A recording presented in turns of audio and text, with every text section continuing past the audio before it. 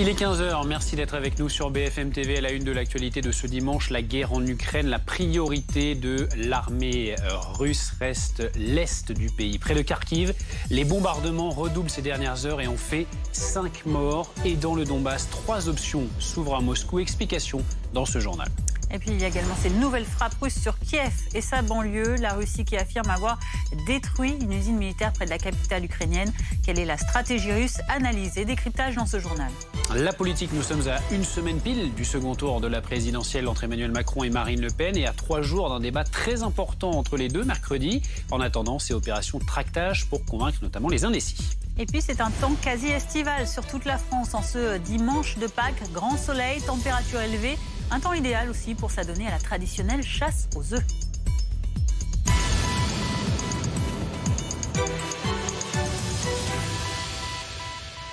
Notre édition spéciale se poursuit, consacrée à ce 53e jour de guerre en Ukraine. Dans l'est du pays, une bataille décisive est annoncée. Kharkiv, grande ville du nord-est, est sous les bombes. Il y a eu ce dimanche 5 morts dans une série de frappes sur la ville, selon les secours. Des explosions ont eu lieu juste à côté de nos reporters Clémence Dibou et David Bouteiller. Centre-ville de Kharkiv qui vient d'être frappé ce matin. Au moins 2 frappes. Nous étions juste à côté. D'abord, un policier sur notre premier point de duplex. On se préparait pour un duplex. Nous a demandé de nous éloigner parce qu'il y avait un risque qu'une bombe tombe. Et puis, nous sommes allés à un autre endroit un petit peu plus loin. Et là encore, il y a eu une autre explosion juste à côté de nous. On a senti le souffle, donc évidemment, de ce bombardement. Et on s'est ensuite replié un peu plus loin. Et là, les policiers nous ont demandé de quitter le centre-ville parce qu'on est ce matin en plein centre-ville. Ces bombes, ces frappes, elles ont eu lieu en plein centre-ville. Kharkiv de plus en plus ciblé, touché rien qu'hier. Selon les autorités, il y a eu 23 frappes dans l'agglomération de Kharkiv, cette grande ville au nord-est du pays, dont les forces russes sont à seulement 10 km du centre-ville. Encore plus à l'est de l'Ukraine, le Donbass semble être la cible prioritaire pour Vladimir Poutine. Alors quelles sont les 3 possibilités d'attaque du Donbass?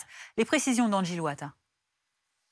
Il y a ces frappes qui se sont intensifiées également sur Kiev, sur Kharkiv.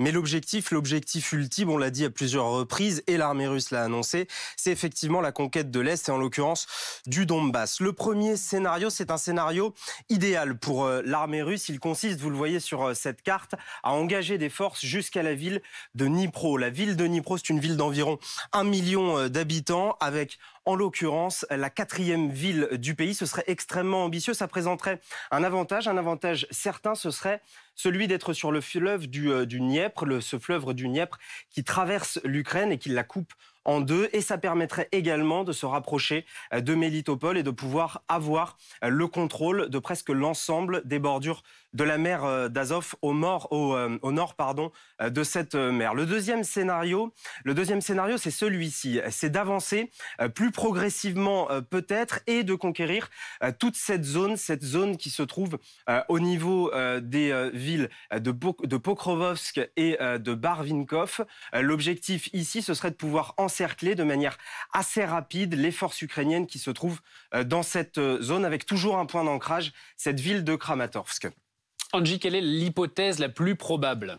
L'hypothèse la plus probable, c'est le 3e scénario que l'on va voir sur cette carte. On sait que les troupes russes sont particulièrement fatiguées puisque cela fait déjà plus de 50 jours qu'elles sont au moins autour de l'Ukraine et un peu partout situées sur le territoire et engagées. Alors là, ce serait d'avancer avec ce qu'ils savent faire, en l'occurrence utiliser leur artillerie pour avancer très progressivement vers cette ville de Kramatorsk et de prendre donc l'ensemble du Donbass de manière plus progressive. Les Russes ont par ailleurs repris leur frappe sur Kiev. Image en direct, vous allez le voir, la capitale ukrainienne. La Russie qui affirme avoir détruit une usine militaire près de Brovary, dans la région de Kiev. C'est la 3e frappe russe sur la capitale en 3 jours. Reportage de nos envoyés spéciales Isabelle Golens et Audrey Allos. Une épaisse fumée noire aux abords d'un quartier résidentiel. C'est une usine militaire qui a été touchée. Une nouvelle attaque qui ne semble pourtant pas perturber le quotidien de Vassil et Dmitro. On s'est levé et on s'est préparé à descendre dans l'abri. Et après quelques secondes, on a entendu des tirs. Peut-être que c'était notre défense antiaérienne. Les deux frères sont de retour à Kiev après avoir fui la capitale pendant plusieurs semaines.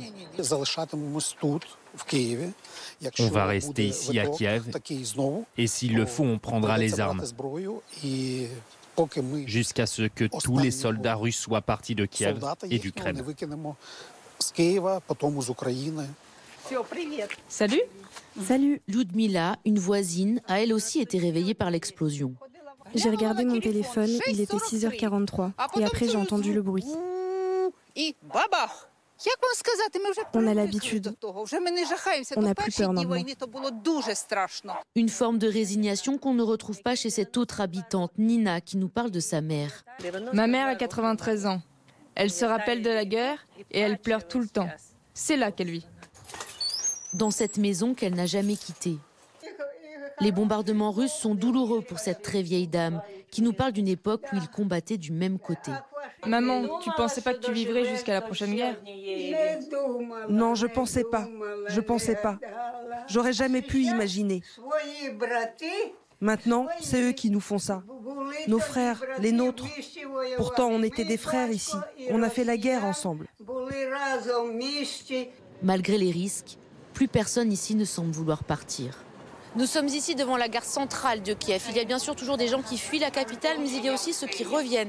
Une quinzaine de trains par jour qui viennent de Pologne ou de l'ouest du pays. Et selon la ville de Kiev, tous les jours, ce sont 40 000 à 50 000 personnes qui reviennent vivre ici.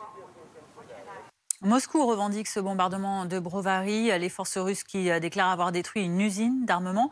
Le maire de la ville a donné quelques précisions. Écoutez. Ce matin, des infrastructures de notre ville de Brovary ont été touchées. Je vous demande de rester calme. Des coupures d'électricité et d'eau sont possibles. Tous les services fonctionnent au maximum de leur capacité. Je vous demande également de ne pas sortir en extérieur pour prendre des photos ou des vidéos. La guerre est toujours là. Alors, comment analyser ces nouvelles frappes sur Kiev et ses environs? Écoutez le décryptage du général Pellistrandi, notre consultant défense. Les Russes ont poursuivi leur stratégie de bombardement. Ils ont visé des usines militaires à Kiev. Alors, je pense qu'en fait, ils n'avaient pas jusqu'à présent bombardé ces usines parce qu'ils espéraient les prendre en bon état. Maintenant que la prise de Kiev semble désormais impossible, eh bien, ils risquent de s'acharner sur ces usines. L'une des problématiques, c'est que ces usines, ces installations donc, industrielles sont également dans des zones résidentielles. Et il y a donc là encore un risque important de pertes civiles dans la banlieue de Kiev.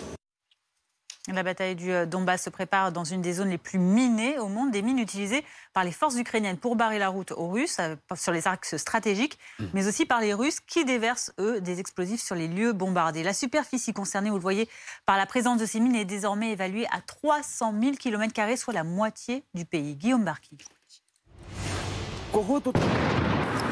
Des détonations, mais pas de bombardement. Dans cette zone résidentielle de Kharkiv, cette équipe est chargée de déminer les routes.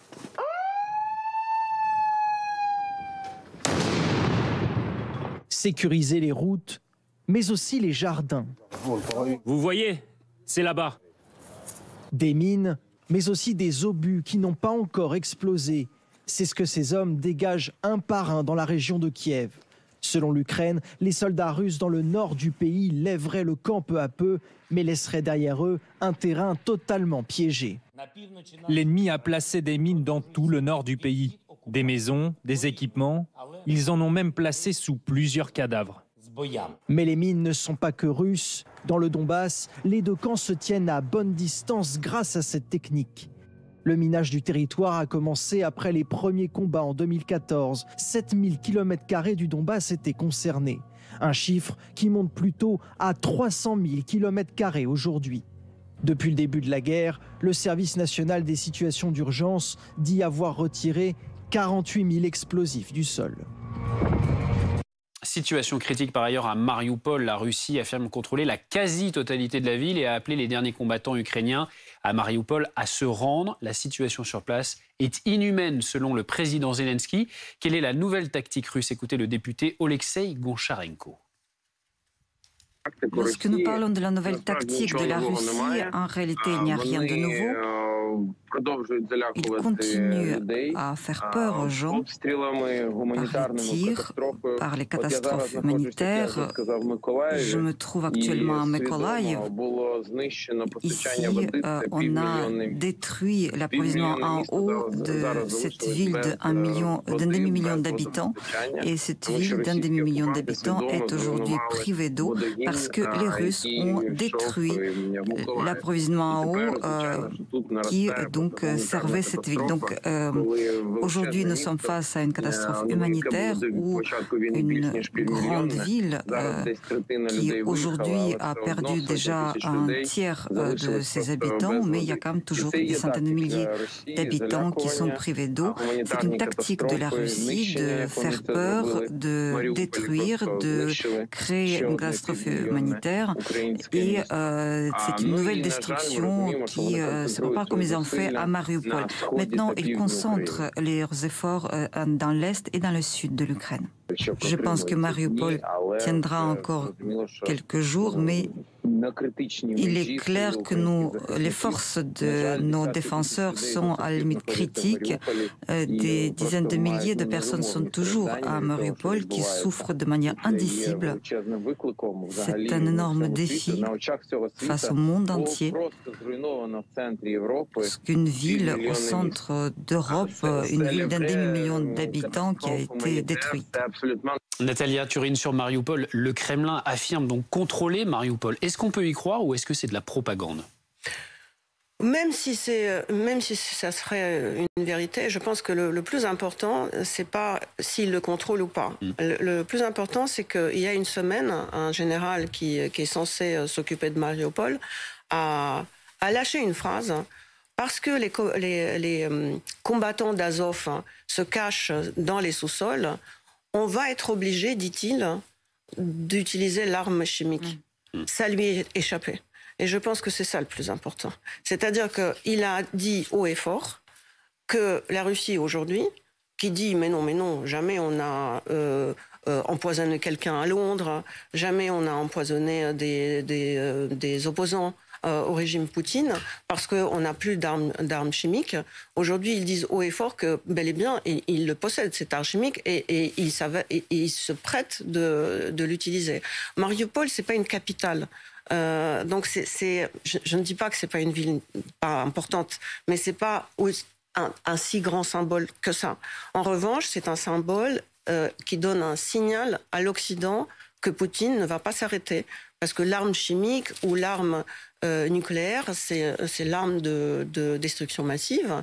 Et aujourd'hui, parler des pourparlers, parler des négociations est une chose complètement désuète. À mon sens. Kharkiv, c'est une capitale. Kharkiv, c'est un symbole. S'il tombe, c'est peut-être plus dur, mais encore faut-il essayer de comprendre si Poutine a vraiment, à part la propagande et à part de ces fausses nouvelles de la grande gloire, est-ce qu'il a encore quelque chose dans le ventre? Cette question également, comment se prépare l'OTAN? Nous avons pu assister à un exercice des chasseurs alpins français qui s'entraînent avec les Estoniens. Objectif, aider ce partenaire à faire face à une éventuelle attaque. Reportage d'Anaïs Kroutz et Amélie Patéron. Point à atteindre, le prochain carrefour, 200 mètres au sud. Progresser dans les bois, tout en restant vigilants face à la menace. Depuis leur arrivée, les chasseurs alpins français enchaînent les exercices. On va sécuriser une piste qui arrive d'un endroit où potentiellement de l'ennemi peut arriver. Le camp ennemi aujourd'hui, ce sont les Estoniens. L'objectif de cette manœuvre interalliée, travailler ensemble pour renforcer la défense estonienne. Les opérations sont coordonnées depuis ce véhicule de commandement mobile. Là, vous avez un groupe de tireurs d'élite. Là, vous avez encore une section de combat, un groupe mortier. un groupe anti-char. Donc voilà, vous avez plusieurs spécialités déployées sur le terrain. On apprend à communiquer, on apprend à travailler ensemble, on apprend à se déployer ensemble pour comprendre les partenaires avec lesquels on travaille, nos alliés. 33, est-ce que tu as des visuels sur les potentiels passes compris à partie 31? Un peu plus loin, l'offensive est lancée. Des salves de tir, des blessés et même des pertes. Cette fois-ci, le scénario n'est pas favorable à l'Estonie, mais l'entraînement reste utile en cas de réelle attaque. Cet exercice nous aide à nous intégrer avec les troupes alliées. Si une menace survient, alors nous serons prêts et nous aurons déjà travaillé ensemble. En plus de la France et de l'Estonie, des militaires danois et britanniques sont présents sur cette base de Tapa. Ce sont donc 2500 soldats de l'OTAN qui vont poursuivre ces exercices de déploiement dans les mois à venir. Depuis le début de l'invasion russe en Ukraine, 36 000 réfugiés sont arrivés en France. Des enfants et des femmes pour beaucoup qui doivent reconstruire leur vie. Et ça se passe surtout par le fait de trouver un nouveau travail. Exemple à Strasbourg, où l'entreprise Altaïr a organisé des ateliers de formation et de réinsertion. Reportage de Camille Plaisant et Marie Luff. Positionner dessus. Et le but, c'est de venir coudre sur les lignes. Un nouveau métier pour tenter de reconstruire sa vie. À 59 ans, cette professeure d'université ukrainienne se concentre devant cette machine à coudre. C'est une grande première pour Olga. Ce jour-là, 7 femmes ukrainiennes vont se voir proposer un contrat de 35 heures, payé au SMIC, avec un apprentissage de la langue française. Toutes nos personnes, si vous voulez, en inclusion, sont accompagnées par des ASP, des assistantes socio-professionnelles. Donc on va les diriger pour effectivement prendre des cours de français, voir les problématiques qu'elles rencontrent et pouvoir les accompagner, les aider au mieux dans leur parcours en fait. Test de couture d'un côté, démonstration du tracteur tondeuse à l'extérieur. Katharina et son amie n'ont pas d'autre choix que d'obtenir une promesse d'embauche pour garder leur appartement. Merci beaucoup. Merci beaucoup. Bonne nouvelle, après quelques minutes de conduite de l'engin, elles commenceront leur nouvel emploi mardi prochain. Une manière pour elles de mieux s'insérer dans la société, le temps de la guerre. Après le stress de la guerre, on voudrait revenir le plus vite possible à une vie normale. Apprendre la langue française et travailler. J'aimerais ensuite retourner auprès de mon mari et auprès de mes proches en Ukraine. Travailler dans la couture ou l'espace vert, ce sont 11 contrats de travail qui ont été signés aujourd'hui par ces femmes ukrainiennes. L'actualité en France à présent, la politique, J-7 avant le second tour de la présidentielle et J-3 avant le grand débat entre Emmanuel Macron et Marine Le Pen. C'est mercredi. Ce week-end, dans les deux camps, c'est opération tractage pour aller chercher le maximum de voix. Clément Gauvin avec Emma Ernaud, Adrien Labi et Joanne de Marle. Tract à la main, ces militants de La République En Marche parcourent les rues de Cagnes-sur-Mer. Bonjour monsieur, pour les élections présidentielles de dimanche prochain. Pour tenter de convaincre de nouveaux électeurs. Monsieur, bonjour. Pour les élections présidentielles de dimanche prochain, désormais on est sur un deuxième tour, donc les gens ont des avis très partagés. Peu partagés plutôt. C'est soit noir, soit blanc. À Strasbourg, cet autre groupe de sympathisants au président candidat Emmanuel Macron va à la rencontre des habitants pour une opération de porte-à-porte. On intervient dans le cadre des élections présidentielles, on fait une campagne de porte-à-porte. Un moyen de privilégier le contact direct avec la population. C'est là où on va vraiment avoir de la proximité, c'est là où on va vraiment pouvoir échanger. Les gens en plus sont dans une situation où ils sont chez eux et dans laquelle ils vont se sentir à l'aise. Donc ils sont plus propices à échanger, ils sont plus propices à pouvoir aussi parler des problématiques. Au Rassemblement national aussi, des opérations de tractage ont eu lieu ce samedi, comme ici à Carcassonne, avec un objectif, reconquérir l'électorat de Jean-Luc Mélenchon, qui a fait 23% au premier tour dans la ville. C'est très simple, les électeurs de Mélenchon étant des électeurs dits de gauche, Marine se bat pour le pouvoir d'achat. Il est donc naturel et légitime qu'on récupère et qu'on arrive à convaincre. Le pouvoir d'achat, justement, c'est la préoccupation principale de certains électeurs, toujours indécis. Ce qu'on regrette un peu, c'est que la question, par exemple, de la revalorisation du SMIC ne soit pas vraiment, contrairement à Mélenchon, on va dire, proposée par Marine Le Pen, même si en contrepartie, elle propose des taxes. On attend de voir concrètement ce qu'il y a sur le terrain. Les militants du Rassemblement national comme de La République En Marche ont encore une semaine pour convaincre les Français de voter pour leur candidat. Et un rendez-vous à ne pas manquer sur BFM TV. Jean-Luc Mélenchon sera l'invité exceptionnel de Bruce Toussaint mardi à 18h50. Le troisième homme de cette présidentielle qui a échoué de très peu à se qualifier reviendra sur les leçons qu'il tire du premier tour du scrutin. Il parlera de ses combats à venir et de son avenir personnel. C'est donc mardi à 18h50 sur BFM TV. L'actualité ce dimanche est également le pape François qui a célébré la grande messe de Pâques sur la place Saint-Pierre au Vatican à Rome. Une première après 2 ans de crise sanitaire. Le souverain pontife qui a prononcé son traditionnel message de Pâques et sa bénédiction Urbi et Orbi. Il a appelé à entendre le cri de paix en cette Pâques de guerre, en référence évidemment à la situation en Ukraine. Un dimanche de Pâques sous le soleil à Rome, en France également. Il fait beau sur quasiment tout le pays aujourd'hui. Image, regardez, de Merlimont-Plage, c'est dans le Pas-de-Calais à gauche, et puis Anglette dans le Pays Basque. À droite, avec donc ces belles images de ciel bleu et de mer. Pour certains, c'est la plage. Pour d'autres, c'est la traditionnelle chasse aux œufs. Une chasse aux œufs sous le beau soleil. Donc, Thomas Herman est au parc André Citroën dans le 15e arrondissement de Paris. Chasse aux œufs pour les 3 à 5 ans. Alors il faut d'abord récupérer son permis de chasse. Ensuite, l'idée, c'est que vous avez des petites boîtes ici dissimulées un petit peu partout dans le jardin du parc André Citroën. Il faut trouver soit un œuf bleu ou soit un œuf jaune pour pouvoir gagner. Bonjour Alison. Bonjour, vous êtes venue avec vos 3 enfants. Oui, c'est quoi le programme de la journée ? Du coup, la chasse aux œufs, comme chaque année. Mais nous, on ne connaissait pas. En fait, on a découvert ça ce matin sur Internet et on est très contents. C'est une belle journée. C'est super beau, donc ils sont contents. Voilà. Ça marche bien pour vos enfants, là ? Ça va, ouais. Ils sont en train d'échanger justement leurs œufs là-bas. Bon, soleil plus week-end de Pâques, on est pas mal, là. Ouais, super, franchement, c'est une belle journée. C'est vraiment éclatant aujourd'hui, c'est super. Bon, vous cherchez pas les œufs, par contre ? J'en ai déjà dans mon sac pour moi. Donc là, c'est pour les enfants, clairement, c'est vraiment pour eux la journée, ouais. Ça marche. Bon, merci beaucoup. Profitez bien avec vos 3 enfants. Alors, une fois qu'on a coché ces 3 petites activités en récupérant des œufs, on a le droit forcément au goûter en chocolat. Bon, en revanche, on a d'autres, ils ont un petit peu abandonné la chasse aux œufs. Regardez ici, c'est plutôt atelier pique-nique cet après-midi au parc André Citroën. Assez sympa. Les sports avec du foot, 32e journée de Ligue 1 et l'affiche PSG-OM à 20h45 ce soir, les 2 premiers du championnat. Un match sans les supporters marseillais mais avec les stars parisiennes, Messi, Mbappé, Neymar qui devraient tous débuter. 15h21 à suivre sur BFM TV. La ville de Mariupol va-t-elle pouvoir encore résister longtemps face aux assauts russes ? Moscou a lancé un ultimatum aux derniers soldats ukrainiens encore sur place. On en parle dans notre journal à 15h30. À tout de suite.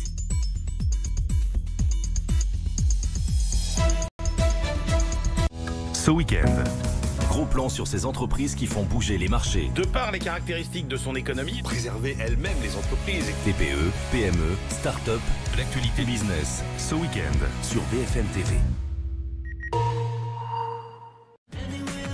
Regardez votre programme avec les modèles BMW 100% électriques.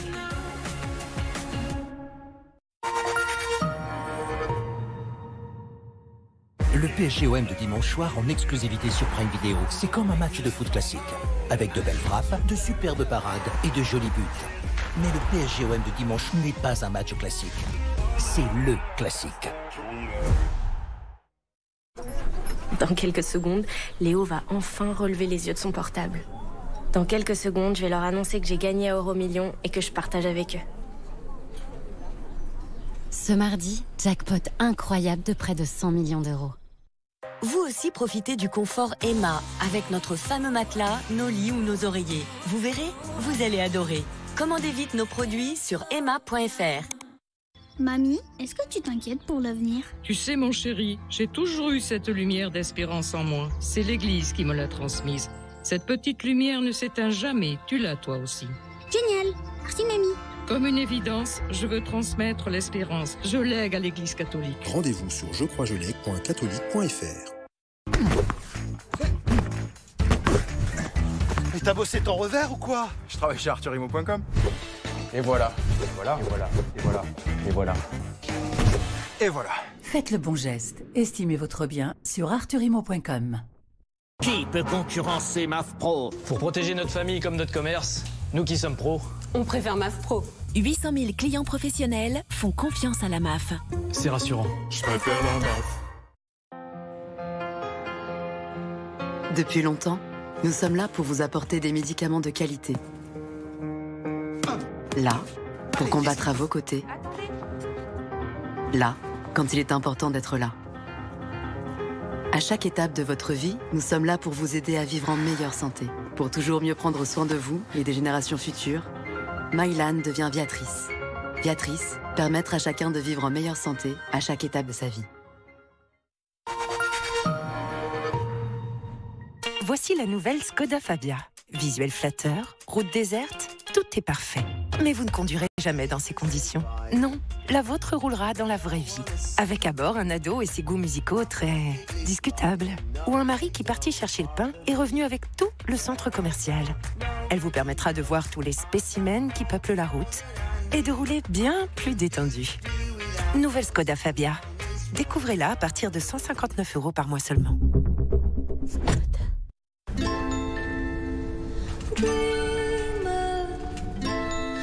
Allô, station orbitale ici la Terre, vous me recevez? Retour à la base, le poulet va refroidir. Reçu, bien reçu.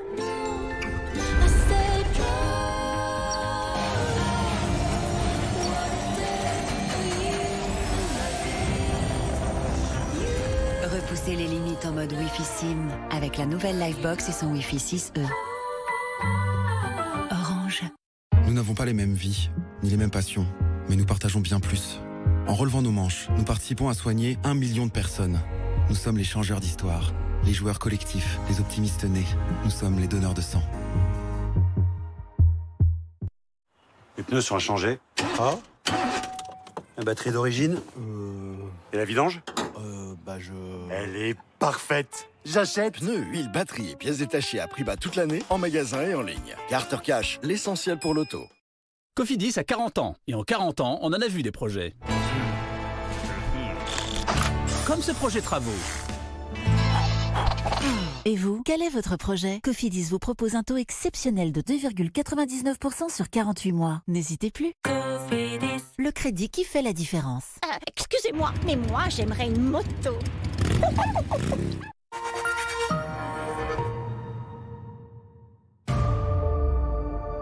Les tirs et les bombardements continuent sur la ligne de front. BFM TV est en Ukraine. BFM TV vous emmène sur place. Kiev continue de se préparer. Cette zone est très surveillée. Tel Aviv s'organise la résistance. On a entendu une explosion. Odessa, la plus grosse base militaire. BFM TV est en Pologne. Il y a des vagues de réfugiés qui arrivent aux États-Unis. Ton très offensif de Joe Biden contre Vladimir Poutine. En Russie. Vous allez voir que les sanctions n'ont pas de conséquences évidentes. Ici, personne n'en parle. Sur la ligne de front. Nous vous parlons d'ici en direct. BFM TV. L'info en première ligne. La météo avec les déménageurs bretons, élue entreprise spécialiste du déménagement la plus connue des Français. Info sur déménageurs-bretons.fr.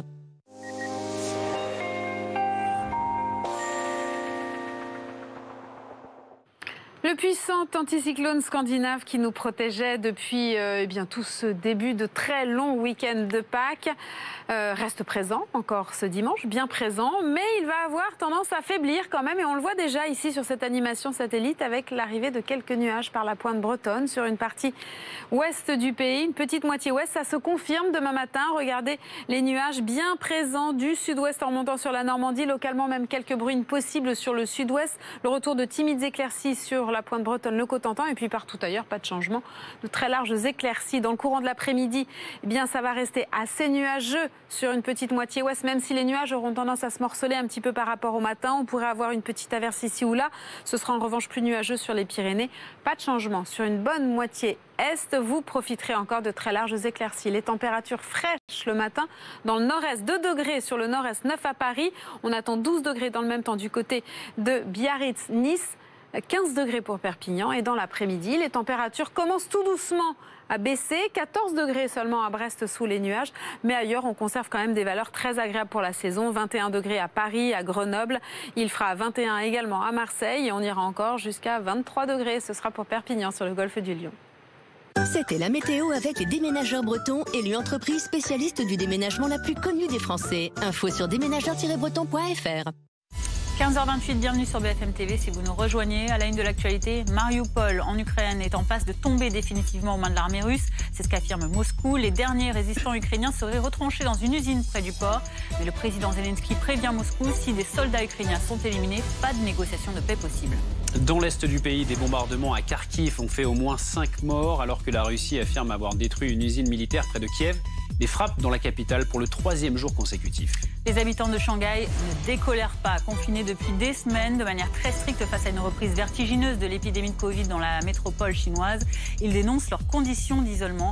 Vous entendrez une expatriée française qui explique ces conditions de vie très difficiles. Après 2 ans de pandémie, le pape François a de nouveau célébré la grande messe de Pâques depuis la basilique Saint-Pierre à Rome. Il a évoqué l'Ukraine et a appelé, je cite, à entendre le cri de paix des gens. Nous serons avec notre correspondante en Italie, Blandine Hugonnet.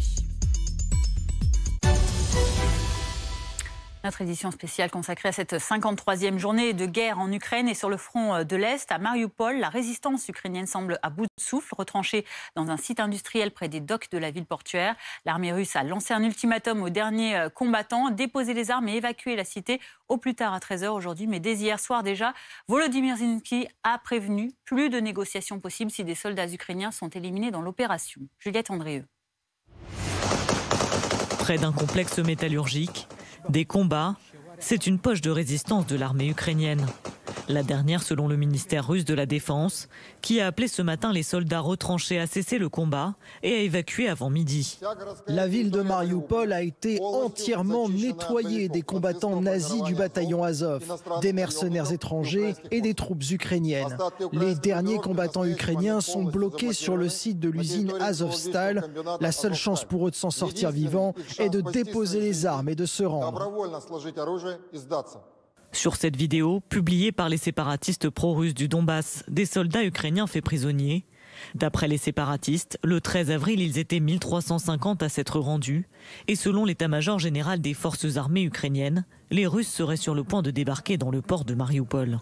Des unités des 810e et 155e brigades de la marine sont en cours de préparation pour une opération d'assaut près du port. L'information est en cours de clarification. Mariupol pourrait-elle tomber aux mains des Russes? Un scénario redouté mais plausible pour ce député. Il ne s'agit pas d'heures, heureusement. Je pense que Mariupol tiendra encore quelques jours. Il est clair que nos forces sont à un point critique. Des dizaines de milliers de personnes sont toujours à Mariupol et souffrent de manière indicible. Dans Mariupol, pas d'eau, pas de nourriture ni de médicaments. Impossible de s'échapper de la ville prise en tenaille par les Russes. Aucun couloir humanitaire dans l'est du pays n'est possible aujourd'hui selon les autorités ukrainiennes. Hier soir, Volodymyr Zelensky a appelé une fois de plus les Occidentaux à réagir. La situation à Mariupol reste très grave, tout simplement inhumaine. Soit les partenaires fournissent à l'Ukraine toutes les armes lourdes nécessaires, les avions, et sans exagération aucune immédiatement pour réduire la pression sur Mariupol et lever le siège, soit il faut négocier et le rôle des partenaires devra être décisif. Selon lui, il y aurait entre 20 000 et 22 000 morts dans cette ville, habitée par plus de 441 000 personnes avant l'invasion russe. L'Est ukrainien, priorité de l'armée russe au nord de la région de Louhansk, dans le Donbass. La ville de Sievierodonetsk subit des bombardements incessants depuis vendredi. Vous le voyez, des appartements individuels ont été touchés cette nuit encore. À quelques kilomètres de là, on retrouve notre envoyé spécial Jérémy Normand. Jérémy, vous êtes à la sortie de la ville de Studenok. Ressentez-vous cette augmentation de la pression russe pour faire tomber le Donbass ? Oui, on vient juste de quitter le village de Studenok où nous étions à l'instant avec Jérémy Muller. C'est le dernier village juste avant la ligne de front qui se trouve juste de l'autre côté de la rivière. Alors on entend évidemment très nettement les bombardements, les combats essentiellement aériens qui s'intensifient. Et beaucoup d'habitants sont restés dans ce village. Ils disent se sentir coupés du monde. Ils sont sans électricité, sans eau, sans magasin pour s'approvisionner. Nous les voyons pêcher sur un étang avec le bruit des bombes juste au-dessus. Scène surréaliste, mais quand on leur demande s'ils ne vont pas s'abriter et pourquoi ils restent ici, ils nous disent tout simplement qu'ils sont résignés, qu'ils n'ont nulle part où aller et qu'il faut bien se nourrir. Alors ils prient, puisque c'est un jour aussi important pour les orthodoxes ici, ils prient en espérant que ces bombes ne tombent pas sur eux. Et pourtant, nous avons constaté que beaucoup de maisons dans ce village ont déjà été touchées par des frappes justement aériennes. Alors, d'ici, c'est difficile de vous dire si la plupart de cette ligne de front est mouvante, mais en tout cas, on sent vraiment une intensification des combats depuis 2-3 jours ici sur la frontière nord du Donbass, c'est-à-dire qu'on est à la frontière entre le Donbass et la région de Kharkiv, dont on parle beaucoup, et c'est là essentiellement que sont concentrées les troupes russes qui se sont redéployées, et donc les combats s'intensifient ici dans cette région. Alors, est-ce qu'ils vont réussir à progresser vers Kramatorsk, la plus grande ville du Donbass encore sous contrôle ukrainien, cette ville qui a été la cible d'une frappe aérienne sur sa gare il y a quelques jours, elle est encore à 50-60 km, mais là où nous étions, à quelques centaines de mètres, 1-2 km maximum des combats, on sentait vraiment que la tension ici, elle monte aujourd'hui. Et dès hier soir, Volodymyr Zelensky a averti Moscou, plus de négociations possibles si des soldats ukrainiens sont éliminés dans l'offensive russe. Alors quel avenir possible pour les négociations de paix entre Ukraine et Russie? Les explications de Sylvie Berman, consultante diplomatie BFM TV. C'est vrai qu'avec la Russie, il y a toujours un risque d'exécution. Ils l'ont fait dans le passé. Alors cela dit, Volodymyr Zelensky, dans la même interview, dit beaucoup de choses. Parce qu'il dit aussi qu'il faudrait plusieurs rencontres avec Vladimir Poutine pour obtenir des résultats, puisqu'il y a des désaccords. Et il se prononce aussi sur ce que pourrait être le contenu d'un accord. C'est-à-dire, il dit il faudrait qu'il y ait 2 accords, alors que la Russie n'en souhaite qu'un. Un sur la neutralité et les garanties apportées à l'Ukraine, ce qui suppose une participation internationale, et il a déjà défini les pays qui devraient assurer ces garanties, et puis une deuxième partie qui serait les relations avec la Russie ensuite. C'est-à-dire que pour le moment, de toute façon, compte tenu de la violence de la guerre, les négociations ne sont pas utiles, mais il ne l'exclut pas pour la suite. Évidemment difficile de se remettre autour d'une table, mais une guerre finit toujours comme ça. Donc, à un moment donné, ça sera en fonction du jugement que les 2 parties feront de la situation sur le terrain. Pour le moment, c'est un revers très clair pour la Russie dans plusieurs domaines. Elle a dû renoncer à la bataille de Kiev. Elle a ce bateau qui a été coulé. C'était quand même très, très symbolique, et c'est une véritable humiliation pour les Russes. Et donc, ils n'ont pas intérêt, eux non plus, à négocier pour le moment. Et puis, Zelensky, parce qu'il est dans une phase où il y a une dynamique en faveur de l'Ukraine. Donc, c'est évidemment pas le moment des négociations. 3e bombardement en 3 jours seulement, en représailles à l'attaque de leur croisière en mer Noire. L'armée russe reprend ses frappes dans la région de Kiev. Vous voyez ces images en direct de la capitale ukrainienne. Ce matin, c'est tout près de là, dans la commune de Brovary, qui a été touchée à une vingtaine de kilomètres. Le point sur la situation autour de Kiev de notre envoyée spéciale, Isabelle Golens.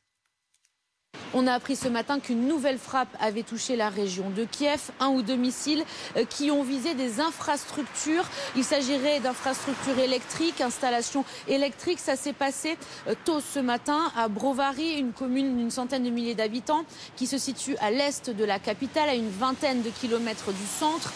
Le maire de la ville a confirmé cette attaque. Il a expliqué qu'il était possible qu'il y ait des coupures d'électricité et des coupures d'eau. Le maire donc de cette commune de Brovary qui s'est également adressé à ses habitants dans une vidéo qui leur a dit « N'oubliez pas que vous êtes en guerre » parce que c'est vrai que dans la région de Kiev, c'est la 3e attaque, 3e bombardement en 3 jours, alors que pendant plus de 2 semaines, la capitale avait été épargnée. Le maire de Kiev aussi s'est adressé à ses habitants hier après la frappe qui a touché une usine militaire. Il leur a dit notamment: faites attention à ces sirènes, ces alertes qui résonnent encore toujours régulièrement dans la ville, la journée, le soir, parce que c'est vrai que les habitants n'y prêtent plus beaucoup attention. Lorsqu'une sirène résonne dans la journée, on ne voit personne qui s'arrête, tout le monde continue à circuler comme normalement en fait. Et lorsqu'on parle aux habitants, lorsqu'on leur demande si ces nouvelles attaques et les nouvelles menaces de la Russie les inquiètent, ils nous disent que non, qu'ils ont l'habitude, qu'ils ont défendu leur ville et qu'ils la défendront à nouveau si besoin. Voilà pour l'actualité liée à cette guerre en Ukraine sur laquelle nous reviendrons dans quelques instants. Dans l'actualité également de ce dimanche, cette colère, la colère des habitants de Shanghai, confinés depuis près de 3 semaines. Les contraintes imposées sont bien plus strictes que celles que nous avons connues en France, comme en témoigne cet expatrié de la métropole chinoise. C'est vrai, quand on dit confinement, vous pensez peut-être au confinement que vous avez vécu en France, où vous pouviez quand même sortir, peut-être une petite heure par jour. Nous, c'est pas le cas, on peut pas mettre un pied dehors, donc sous aucun prétexte, même pas sortir nos poubelles ou rien, on ne peut pas mettre le pied dehors, donc c'est assez stressant comme situation. Personnellement, ça fait 17 jours que j'ai pas mis le pied dehors, et le problème, c'est pas tant cet enfermement que de pas savoir quand est-ce qu'on va pouvoir être libéré en fait. Là où on se sent assez chanceux, on souffre pas de la faim, ou on trouve de la nourriture plutôt facilement. Mais on est au centre de Shanghai. Les gens qui sont plus en périphérie ou qui habitent dans des plus petites structures résidentielles, eux, vraiment, ils comptent en fait sur l'aide gouvernementale qui nous est distribuée environ tous les 2 jours. Devant la porte, on a un paquet qui vient du gouvernement. Alors parfois c'est du riz, parfois c'est quelques légumes. Et il y a des gens qui vraiment ne comptent que là-dessus. Dans l'actualité ce dimanche, la messe de Pâques célébrée aujourd'hui à Rome par le pape François avec la traditionnelle bénédiction Urbi et Orbi devant la basilique Saint-Pierre. Le pape François qui a notamment évoqué la guerre en Ukraine en appelant à entendre, je cite, le cri de paix des gens. Les explications de Blandine Hugonnet, notre correspondante à Rome. L'actualité de ce dimanche est également la messe de Pâques célébrée à Rome par le pape François avec la traditionnelle bénédiction Urbi et Orbi depuis la basilique Saint-Pierre. Blandine Hugonnet, vous êtes notre correspondante à Rome. Le pape François a notamment évoqué la situation en Ukraine, la guerre, en appelant à entendre, je cite, le cri de paix des gens. Oui, c'est un message adressé directement aux dirigeants politiques du monde entier. Arrêtons de montrer nos muscles pendant que les gens souffrent, a dit le pape dans un message à peine voilé au président russe qui est en revanche jamais nommément cité. Le chef de l'Église catholique qui lance presque un appel à manifester pour la paix, à s'engager, à réclamer la paix depuis les balcons, dans la rue, a-t-il dit, avant de condamner fermement et à nouveau ce conflit en Ukraine. On l'écoute. Qu'il y ait la paix pour l'Ukraine martyrisée, si durement éprouvée par la violence et par la destruction de la guerre cruelle et insensée dans laquelle elle a été entraînée.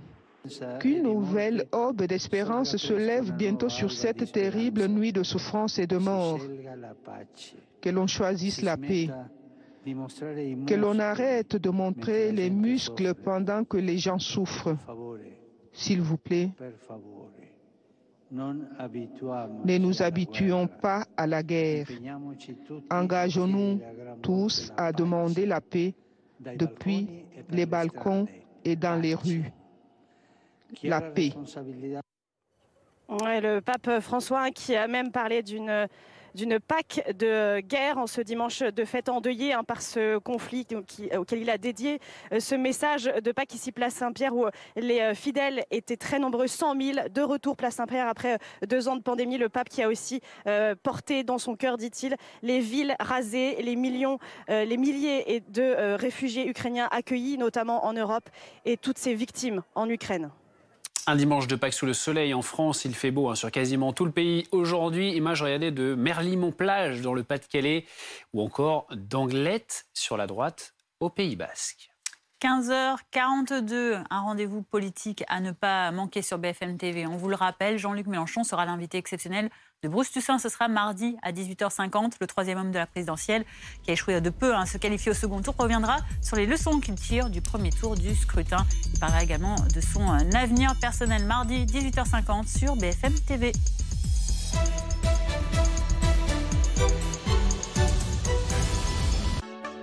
Dimanche. Recherche, diagnostic, traitement, financement. La médecine est en mouvement. Et les nouveautés en matière de santé dans Prenez soin de vous. Dimanche sur BFM TV. Citia, envie d'un appart. Citia. Votre programme avec Citia Immobilier.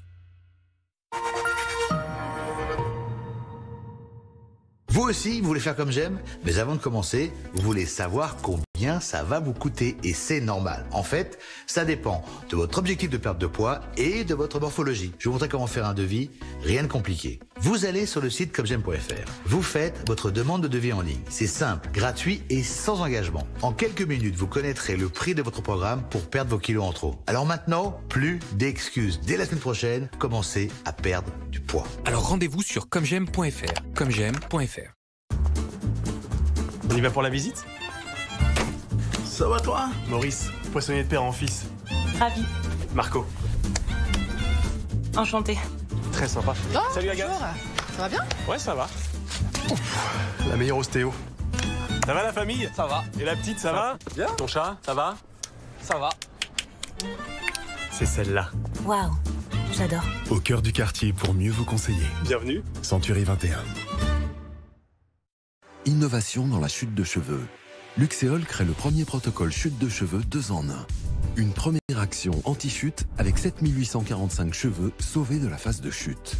Une deuxième action pousse avec plus 10 146 cheveux en phase de croissance. Une double action avec des résultats encore jamais atteints. Ces résultats sont cliniquement prouvés. Luxéol, le premier protocole chute de cheveux 2 en 1. Disponible en pharmacie et sur luxéol.com. Voici le nouveau projet d'Eric. Et avec la fibre, il l'envoie en un instant. Ce sont les plans d'un bâtiment pour sa prochaine commande. Lucie, sa cliente, a reçu les fichiers en toute sécurité et... c'est validé. Une fois sa start-up installée, Mehdi a pu travailler avec son équipe sur place et à distance pour développer à son tour son nouveau projet. TPE, PME, avec les solutions SFR Business, développez l'agilité de votre entreprise et boostez votre activité.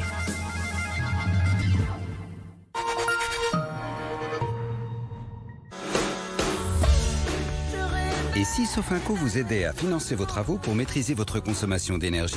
Parce que même si c'est bien pour la planète, c'est pas toujours donné. Sofinco vous permet de réaliser tous vos projets à partir de 190 € par mois sur 72 mois. Contactez-nous gratuitement au 3005 ou sur sofinco.fr. Sofinco, vous donnez de l'avance. Vous avez vu cette maison à Britel? Détends-toi, fiston.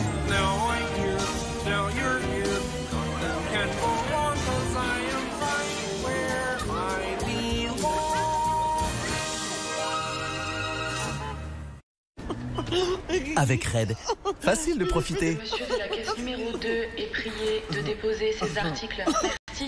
Ah, le plus dur, c'est de s'arrêter. La fibre, 23 € par mois, sans engagement. Red by SFR, c'est vert, c'est clair. Nous n'avons pas les mêmes vies, ni les mêmes passions, mais nous partageons bien plus. En relevant nos manches, nous participons à soigner 1 million de personnes. Nous sommes les changeurs d'histoire, les joueurs collectifs, les optimistes nés. Nous sommes les donneurs de sang. Waouh, c'est ta voiture ça? Ouais, acheté sur Aramis Auto, que 20 km au compteur. Hein. Et surtout, je l'ai eu pour beaucoup moins cher que la neuve. Mais enfin, elle a un petit défaut quand même. Elle n'est pas super bien garée. Certains auront du mal à l'accepter. La voiture idéale est sur Aramis Auto. Trouvez la vôtre sur aramisauto.com.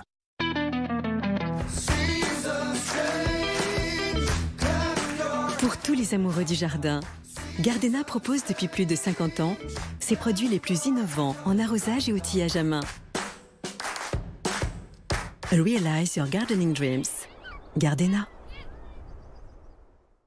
Et maintenant, découvrez Ecoline, la gamme Gardena, fabriquée à partir de matériaux recyclés. Qui peut concurrencer MAF Pro? Moi qui connais bien les entreprises, je préfère MAF Pro. MAF Pro, c'est 93% de clients satisfaits de leur conseiller pro. Entre professionnels, on se comprend. Je préfère la MAF.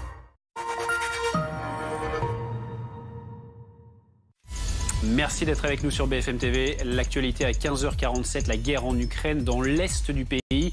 Des bombardements à Kharkiv ont fait au moins 5 morts alors que la Russie affirme avoir détruit une usine militaire près de Kiev. Des frappes dans la capitale pour le 3e jour consécutif. Mariupol en passe de tomber définitivement aux mains des Russes. Les derniers résistants ukrainiens sont retranchés dans une usine près du port. Mais le Premier ministre affirme que les défenseurs de Mariupol combattront jusqu'au bout.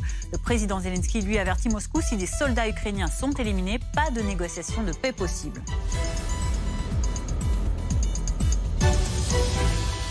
Et parmi les principales cibles de l'armée russe, il y a donc également Kharkiv, à quelques kilomètres de la frontière russe. Il y a eu au moins 5 morts dans de nouveaux bombardements ce dimanche selon les secours. Le gouvernement de la région estime que 503 civils ont été tués dans la région depuis le début de l'invasion russe, dont 24 enfants bombardés sans relâche. Les habitants craignent un nouvel assaut imminent. Certains tentent de s'organiser. Clémence Dibou et David Bouteiller. En arrivant dans Kharkiv, une impression de ville fantôme.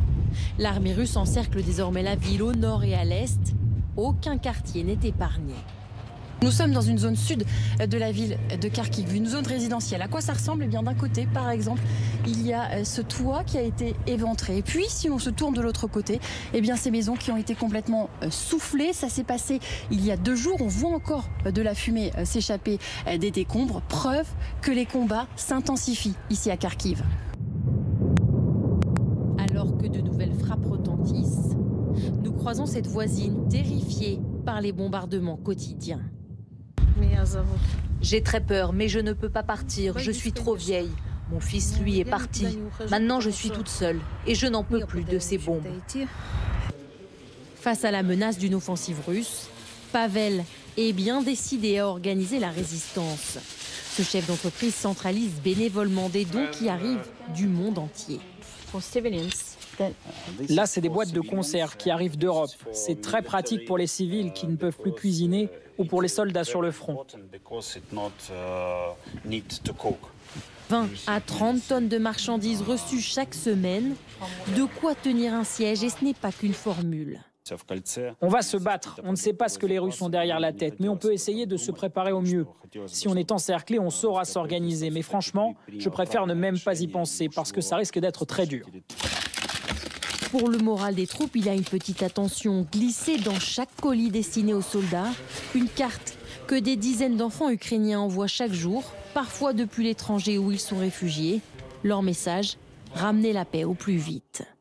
Conséquence de la situation humanitaire alarmante pour les habitants, cette fois-ci de Mariupol et du sud de la région.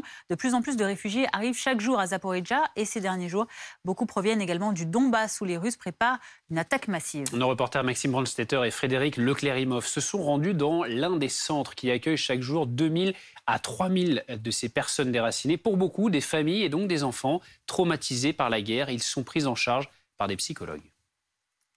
2 à 3 000 réfugiés passent ici chaque jour dans ce centre de Zaporijjia et pendant que les parents récupèrent des affaires, ils laissent ici leurs enfants auprès de ces animatrices qui sont en réalité des psychologues qui vont jouer avec les enfants, les observer et essayer de poser un diagnostic. Il faut nourrir le chien la pomme bien ouverte. Il va la lécher doucement. Un chien pour amuser ses enfants, leur occuper l'esprit pour l'éloigner de la guerre et les faire rire. Comme Sirioja, 6 ans. Quand je dors avec mon papa et ma maman, ils me calment et je m'endors. Mais dans la nuit, je dois me cacher quand les sirènes sonnent. Pourquoi tu dois te cacher? Pour qu'on ne nous tire pas dessus. Il ne faut pas insister plus, parce qu'on peut le replonger dans le stress. Alona est psychologue, elle veille à stabiliser l'état psychique des enfants. Quand nous posons des questions traumatisantes, cela annule les effets de notre travail.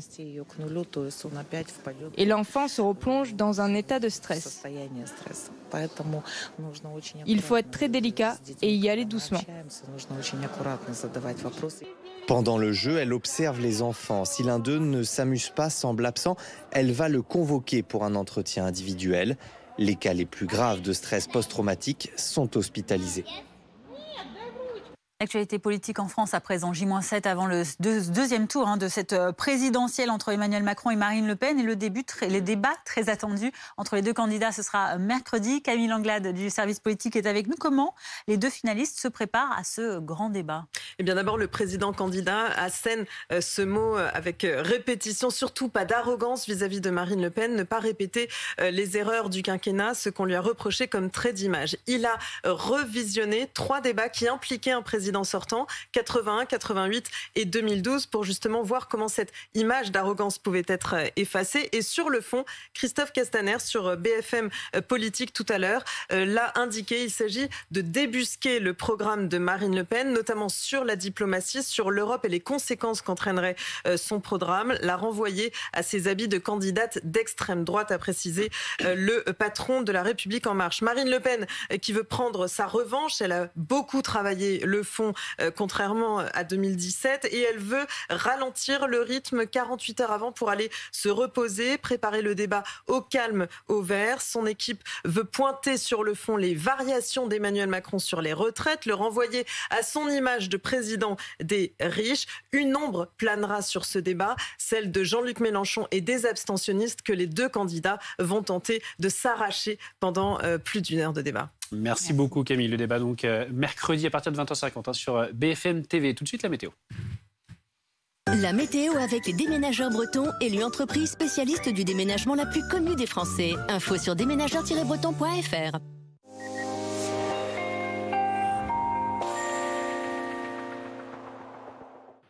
Le puissant anticyclone scandinave qui nous protégeait depuis tout ce début de très long week-end de Pâques reste présent encore ce dimanche, bien présent, mais il va avoir tendance à faiblir quand même et on le voit déjà ici sur cette animation satellite avec l'arrivée de quelques nuages par la pointe bretonne sur une partie ouest du pays, une petite moitié ouest. Ça se confirme demain matin. Regardez les nuages bien présents du sud-ouest en montant sur la Normandie, localement même quelques bruines possibles sur le sud-ouest. Le retour de timides éclaircies sur la pointe bretonne, le Cotentin et puis partout ailleurs, pas de changement. De très larges éclaircies dans le courant de l'après-midi. Eh bien, ça va rester assez nuageux sur une petite moitié ouest, même si les nuages auront tendance à se morceler un petit peu par rapport au matin. On pourrait avoir une petite averse ici ou là. Ce sera en revanche plus nuageux sur les Pyrénées. Pas de changement. Sur une bonne moitié est, vous profiterez encore de très larges éclaircies. Les températures fraîches le matin dans le nord-est, 2 degrés sur le nord-est, 9 à Paris. On attend 12 degrés dans le même temps du côté de Biarritz, Nice. 15 degrés pour Perpignan et dans l'après-midi, les températures commencent tout doucement à baisser. 14 degrés seulement à Brest sous les nuages, mais ailleurs on conserve quand même des valeurs très agréables pour la saison. 21 degrés à Paris, à Grenoble, il fera 21 également à Marseille et on ira encore jusqu'à 23 degrés. Ce sera pour Perpignan sur le golfe du Lion. C'était la météo avec les déménageurs bretons, élue entreprise spécialiste du déménagement la plus connue des Français. Info sur déménageurs-breton.fr.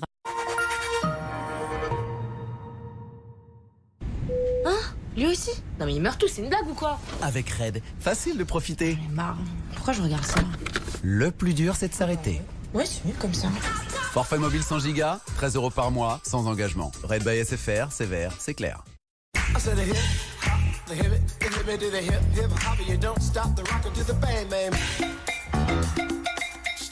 1 million. Les 10 millions. Découvrez le nouveau 1 million Elixir. Et les 10 millions Fabulous. Parfum de Paco Rabanne. Depuis 10 ans, le slip français a pris de la hauteur. Aujourd'hui, nous avons besoin de vous pour continuer à inventer l'avenir de nos vêtements. Alors rejoignez-nous sur leslipfrançais.fr.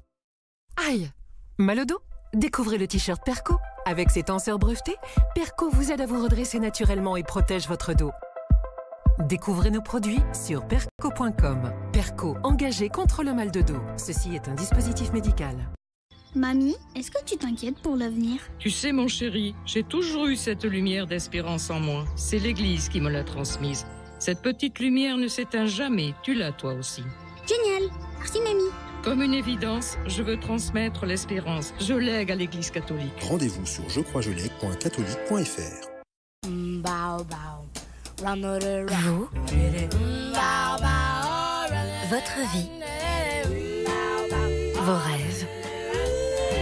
Nous mettons tout ça dans votre cuisine Ixina.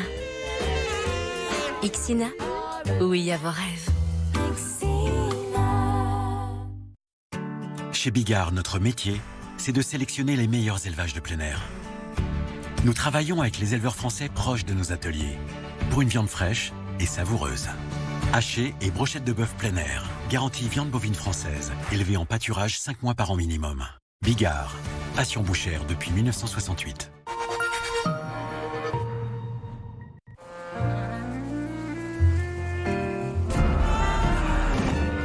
Pour trouver le meilleur produit, il faut y mettre tout son cœur. Téléchargez l'appli Everly, sélectionnez votre supermarché préféré tel que Carrefour. Votre shopper vous livrera vos courses même dans la journée.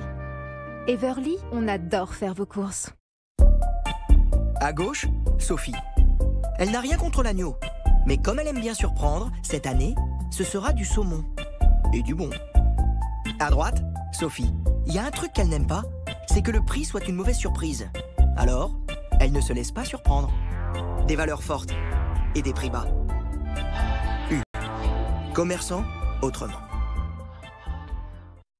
Mon bien immobilier, pour le financer, j'ai mon banquier. Pour le louer, j'ai les plateformes dédiées. Et pour optimiser mes impôts, j'ai TCAP. Sur tcap.tech, je déclare mes revenus locatifs et je peux simuler ma réduction d'impôts. Automatique, super pratique, TCAP, la solution futée pour déclarer mes revenus locatifs meublés. Pour en savoir plus, rendez-vous sur tcap.tech. Nous n'avons pas les mêmes vies, ni les mêmes passions, mais nous partageons bien plus. En relevant nos manches, nous participons à soigner 1 million de personnes. Nous sommes les changeurs d'histoire, les joueurs collectifs, les optimistes nés. Nous sommes les donneurs de sang. Cheveux en mauvais état, il manque de force, et vous avez des problèmes de chute de cheveux? Découvrez Luxéol. Il stimule le bulbe, il augmente la pousse des cheveux, fortifie et améliore l'état des cheveux. C'est Luxéol pousse croissance et fortification des cheveux. Existe en gélule et également à boire et à croquer.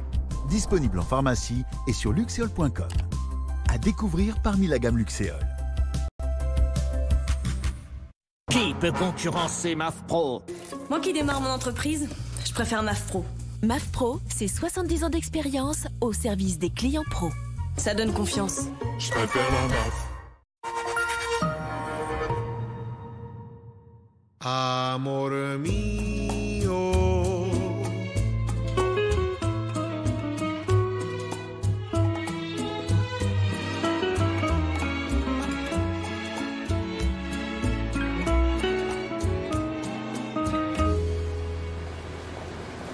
Bonjour monsieur. Bonjour, je viens pour faire ma dose de rappel. Il y a des rendez-vous à ne pas manquer.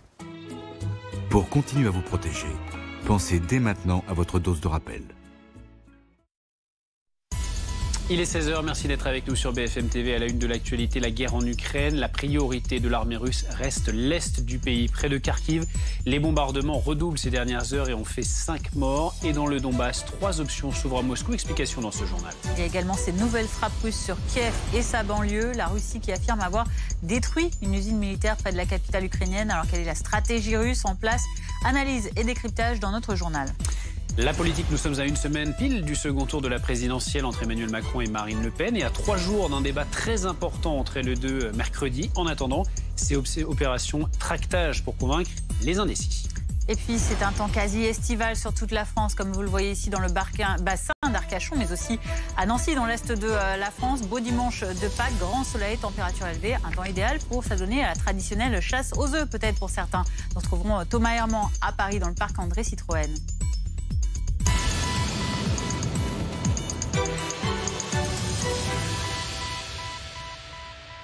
53e jour de guerre en Ukraine. Kharkiv, grande ville du nord-est, est sous les bombes. Il y a eu ce dimanche 5 morts dans une série de frappes sur la ville, selon les secours.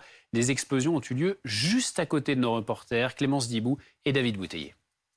On était avec David Bouteiller en train de trouver un endroit pour faire un duplex quand un policier nous a dit qu'il fallait tout de suite quitter la zone parce que les sirènes d'alarme venaient de retentir, parce qu'il y avait un risque d'explosion.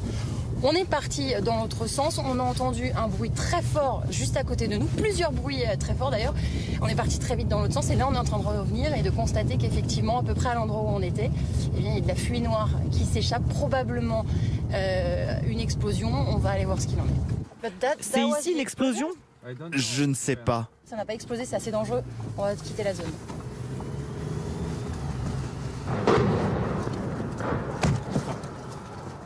Tu m'étonnes. L'armée russe est aux portes de la ville, à peine une dizaine de kilomètres du centre-ville. Les forces russes qui tiennent les positions nord et est en encerclant la ville progressivement. Seul le sud est désormais accessible. Kharkiv, bombardé sans relâche depuis quelques jours par l'armée russe. Dans l'est de l'Ukraine, c'est le Donbass qui semble rester la cible prioritaire de Vladimir Poutine. Alors quelles sont les 3 possibilités d'attaque du Donbass? Les précisions d'Angie Louata.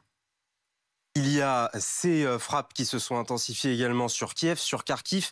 Mais l'objectif ultime, on l'a dit à plusieurs reprises, et l'armée russe l'a annoncé, c'est effectivement la conquête de l'Est, et en l'occurrence du Donbass. Le premier scénario, c'est un scénario idéal pour l'armée russe. Il consiste, vous le voyez sur cette carte, à engager des forces jusqu'à la ville de Dnipro. La ville de Dnipro, c'est une ville d'environ 1 million d'habitants, avec en l'occurrence la 4e ville du pays. Ce serait extrêmement ambitieux. Ça présenterait un avantage certain, ce serait celui d'être sur le fleuve du Dniepr, ce fleuve du Dniepr qui traverse l'Ukraine et qui la coupe en deux. Et ça permettrait également de se rapprocher de Mélitopol et de pouvoir avoir le contrôle de presque l'ensemble des bordures de la mer d'Azov au nord de cette mer. Le deuxième scénario, c'est celui-ci. C'est d'avancer plus progressivement peut-être et de conquérir toute cette zone qui se trouve au niveau des villes de Pokrovsk et de Barvinkov. L'objectif ici, ce serait de pouvoir encercler de manière assez rapide les forces ukrainiennes qui se trouvent dans cette zone, avec toujours un point d'ancrage, cette ville de Kramatorsk. Angie, quelle est l'hypothèse la plus probable ? L'hypothèse la plus probable, c'est le 3e scénario que l'on va voir sur cette carte. On sait que les troupes russes sont particulièrement fatiguées puisque cela fait déjà plus de 50 jours qu'elles sont au moins autour de l'Ukraine et un peu partout situées sur le territoire et engagées. Alors là, ce serait d'avancer avec ce qu'ils savent faire, en l'occurrence utiliser leur artillerie pour avancer très progressivement vers cette ville de Kramatorsk et de prendre donc l'ensemble du Donbass de manière plus progressive. Les Russes ont par ailleurs repris leur frappe sur Kiev. La Russie affirme avoir détruit une usine militaire près de Brovary, dans la région de Kiev. Image en direct, regardez, de la capitale ukrainienne. C'est la 3e frappe russe sur la capitale en 3 jours. Reportage de nos envoyés spéciales sur place, Isabelle Golens et Audrey Allos. Une épaisse fumée noire aux abords d'un quartier résidentiel. C'est une usine militaire qui a été touchée. Une nouvelle attaque qui ne semble pourtant pas perturber le quotidien de Vassil et Dmitro. On s'est levé et on s'est préparé à descendre dans l'abri. Et après quelques secondes, on a entendu des tirs. Peut-être que c'était notre défense anti-aérienne. Les 2 frères sont de retour à Kiev après avoir fui la capitale pendant plusieurs semaines. On va rester ici à Kiev et s'il le faut, on prendra les armes. Jusqu'à ce que tous les soldats russes soient partis de Kiev et d'Ukraine. Salut. Salut. Ludmila, une voisine, a elle aussi été réveillée par l'explosion. J'ai regardé mon téléphone, il était 6h43. Et après, j'ai entendu le bruit. On a l'habitude. On n'a plus peur maintenant. Une forme de résignation qu'on ne retrouve pas chez cette autre habitante, Nina, qui nous parle de sa mère. Ma mère a 93 ans. Elle se rappelle de la guerre et elle pleure tout le temps. C'est là qu'elle vit. Dans cette maison qu'elle n'a jamais quittée. Les bombardements russes sont douloureux pour cette très vieille dame, qui nous parle d'une époque où ils combattaient du même côté. Maman, tu pensais pas que tu vivrais jusqu'à la prochaine guerre ? Non, je pensais pas. J'aurais jamais pu imaginer. Maintenant, c'est eux qui nous font ça. Nos frères, les nôtres. Pourtant, on était des frères ici. On a fait la guerre ensemble. Malgré les risques, plus personne ici ne semble vouloir partir. Nous sommes ici devant la gare centrale de Kiev. Il y a bien sûr toujours des gens qui fuient la capitale, mais il y a aussi ceux qui reviennent. Une quinzaine de trains par jour qui viennent de Pologne ou de l'ouest du pays. Et selon la ville de Kiev, tous les jours, ce sont 40 000 à 50 000 personnes qui reviennent vivre ici. Moscou qui revendique ce bombardement de Brovary, tout près de Kiev. Les forces russes disent avoir détruit cette usine d'armement. Le maire de la ville a donné quelques précisions supplémentaires. Ce matin, des infrastructures de notre ville de Brovary ont été touchées. Je vous demande de rester calme. Des coupures d'électricité et d'eau sont possibles. Tous les services fonctionnent au maximum de leur capacité. Je vous demande également de ne pas sortir en extérieur pour prendre des photos ou des vidéos. La guerre est toujours là. Alors comment analyser ces nouvelles frappes sur Kiev et ses environs? Écoutez le décryptage du général Pellistrandi, notre consultant défense, au micro de Léonie Houtier. les Russes ont poursuivi leur stratégie de bombardement. Ils ont visé des usines militaires à Kiev. Alors, je pense qu'en fait, ils n'avaient pas jusqu'à présent bombardé ces usines parce qu'ils espéraient les prendre en bon état. Maintenant que la prise de Kiev semble désormais impossible, eh bien, ils risquent de s'acharner sur ces usines. L'une des problématiques, c'est que ces usines, ces installations donc, industrielles sont également dans des zones résidentielles. Et il y a donc là encore un risque important de pertes civiles dans la banlieue de Kiev. À l'Est, la bataille du Donbass se prépare dans une des zones les plus minées au monde. Des mines utilisées par les forces ukrainiennes pour barrer la route aux Russes sur les axes stratégiques, mais aussi par les Russes qui déversent des explosifs sur les lieux bombardés. La superficie concernée par ces mines est désormais évaluée à 300 000 km², la moitié du pays. Guillaume Barki. Des détonations, mais pas de bombardement. Dans cette zone résidentielle de Kharkiv, cette équipe est chargée de déminer les routes.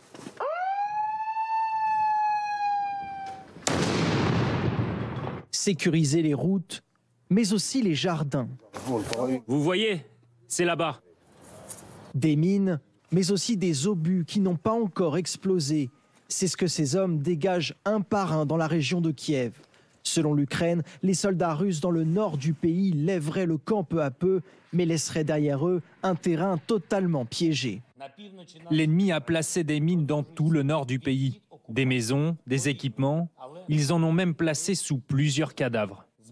Mais les mines ne sont pas que russes. Dans le Donbass, les deux camps se tiennent à bonne distance grâce à cette technique. Le minage du territoire a commencé après les premiers combats en 2014. 7000 km² du Donbass étaient concernés. Un chiffre qui monte plutôt à 300 000 km² aujourd'hui.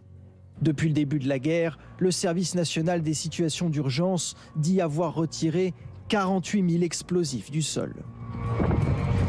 La situation pendant ce temps-là est critique à Mariupol. La Russie affirme contrôler la quasi-totalité de la ville et a appelé les derniers combattants ukrainiens à Mariupol à se rendre. Les défenseurs de Mariupol combattront jusqu'au bout. C'est ce qu'indique ce dimanche le Premier ministre ukrainien, alors que le président Zelensky indique lui que la situation sur place est inhumaine. Et il dit même avoir invité Emmanuel Macron à aller en Ukraine constater l'existence d'un génocide. Alors quelle est la nouvelle tactique russe? Écoutez le député Oleksiy Goncharenko.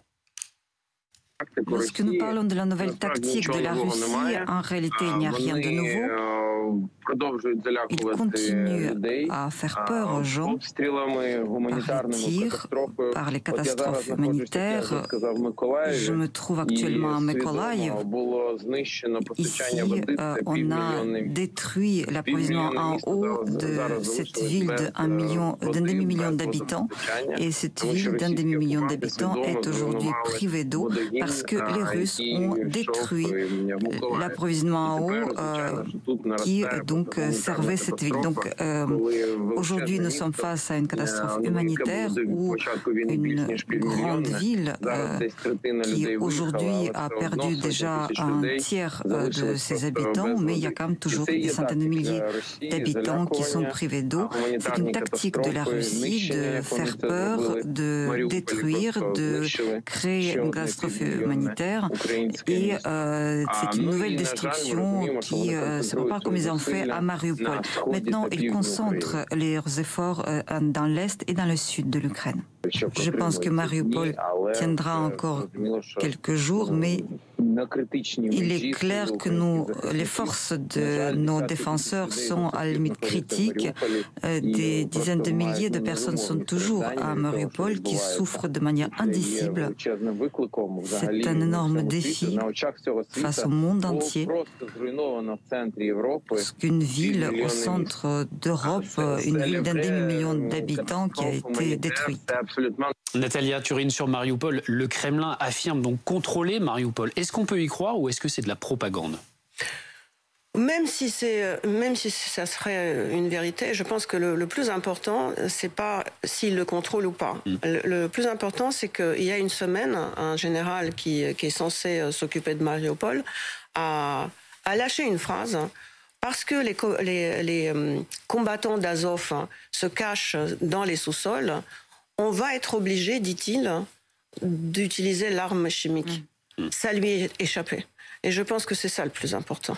C'est-à-dire qu'il a dit haut et fort que la Russie aujourd'hui, qui dit mais non, jamais on a empoisonné quelqu'un à Londres, jamais on a empoisonné des opposants au régime Poutine, parce qu'on n'a plus d'armes chimiques.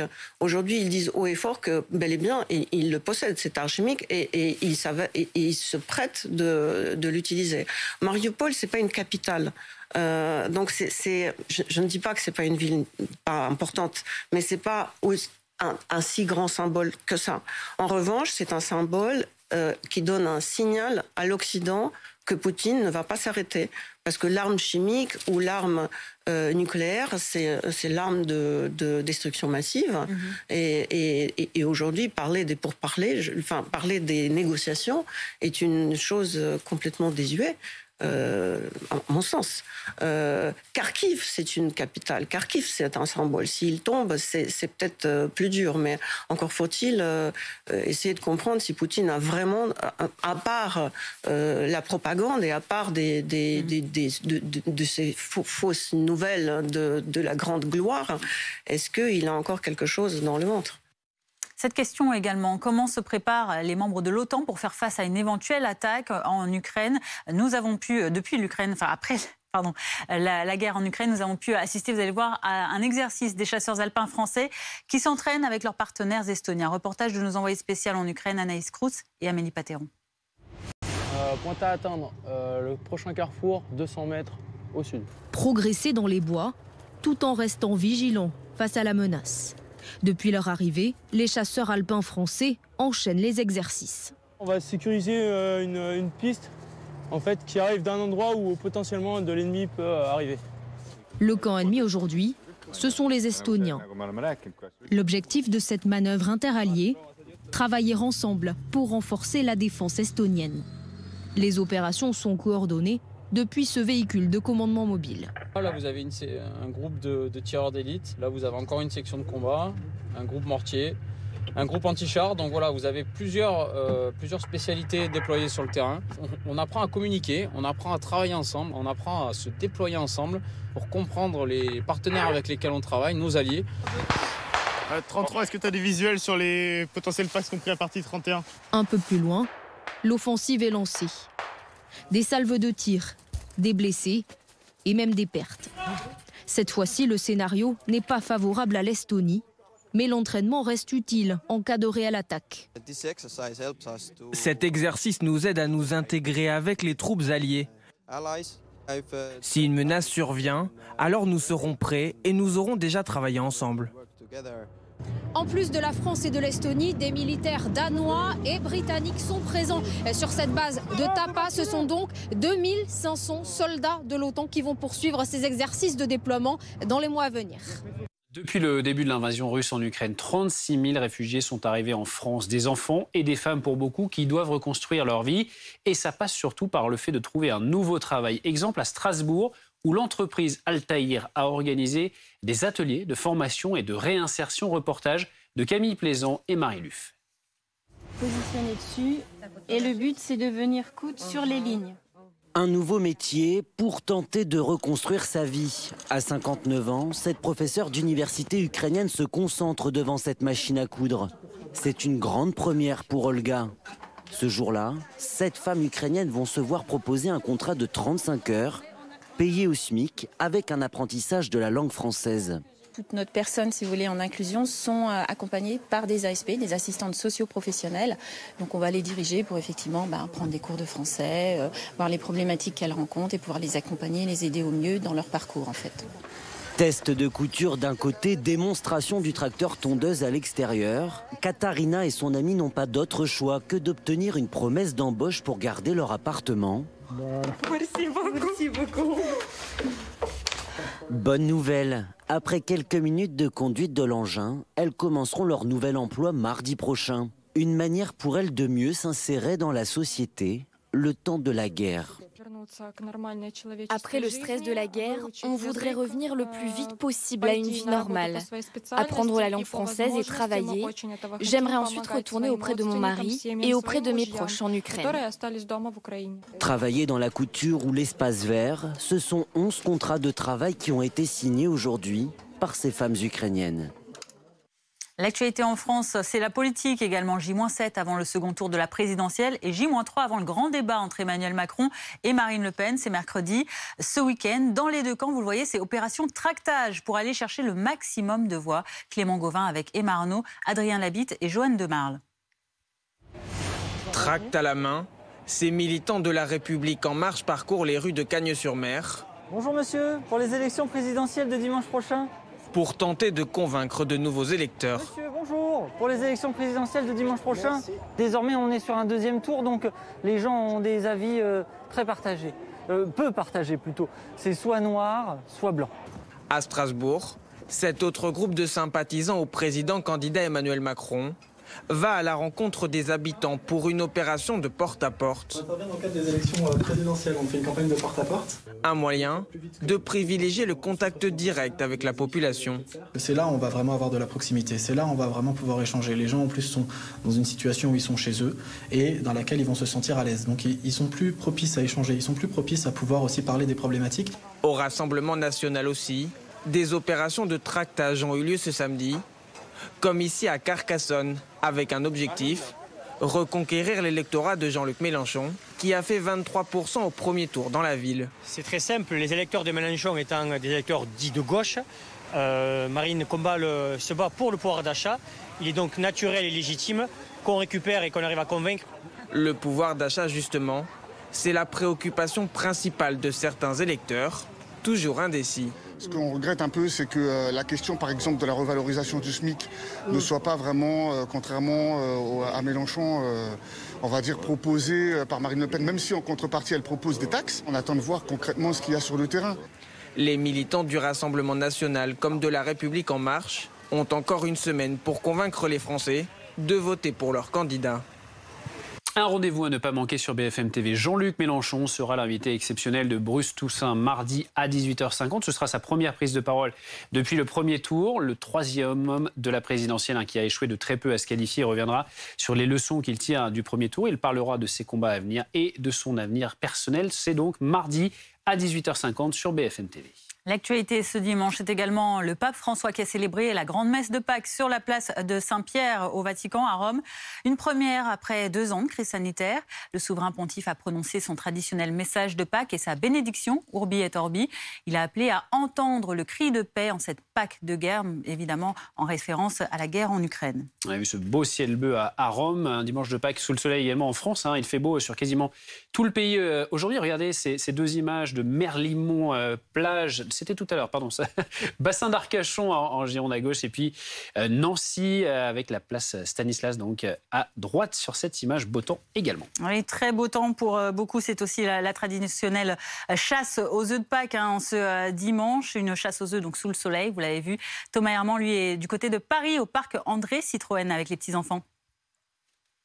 Chasse aux œufs pour les 3 à 5 ans. Alors il faut d'abord récupérer son permis de chasse. Ensuite, l'idée, c'est que vous avez des petites boîtes ici distribuées un petit peu partout dans le jardin du parc André Citroën. Il faut trouver soit un œuf bleu ou soit un œuf jaune pour pouvoir gagner. Bonjour Alison. Bonjour, vous êtes venue avec vos 3 enfants. Oui, c'est quoi le programme de la journée ?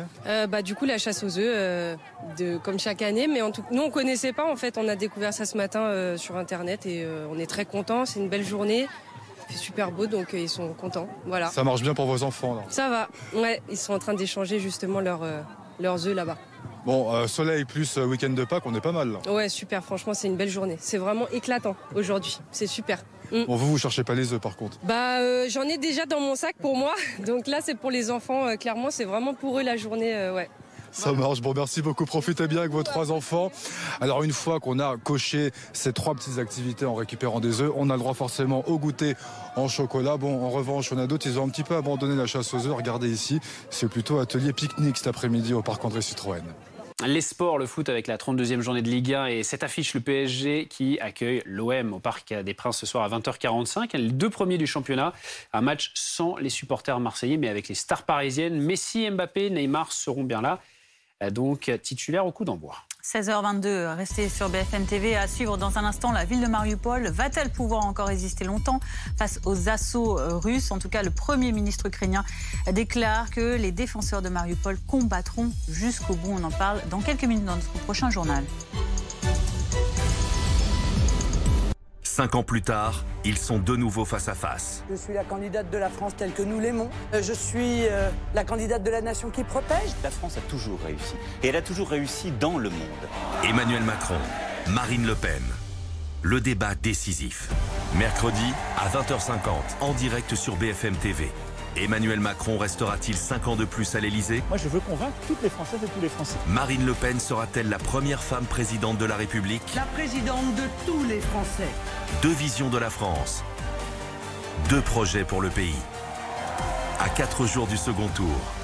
Le débat qui peut faire basculer l'élection présidentielle. Mercredi à 20h50, en direct sur BFM TV.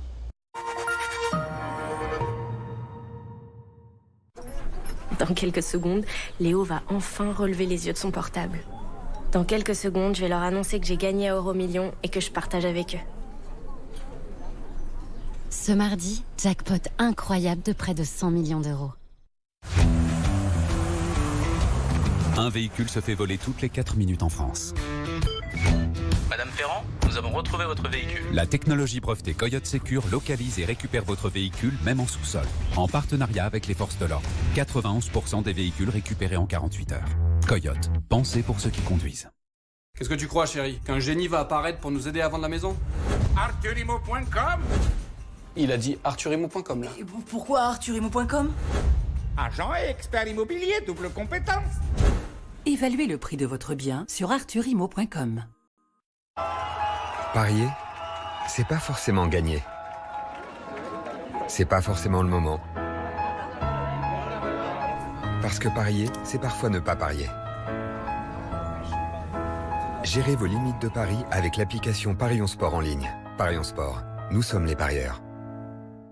Qui peut concurrencer MAF Pro? Moi qui suis artisan, je cours toute la journée. Alors je préfère MAF Pro. Vos conseillers, au téléphone, en agence ou dans vos locaux. Mon conseiller pro? Toujours là pour moi. Je préfère la MAF.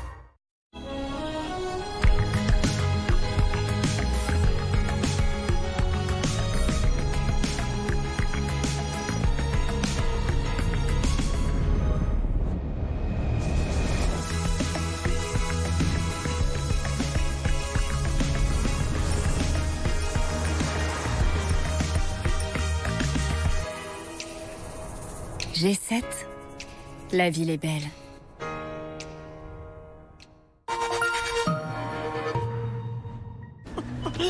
Avec Red, facile de profiter. Le monsieur de la caisse numéro 2 est prié de déposer ses articles. Merci.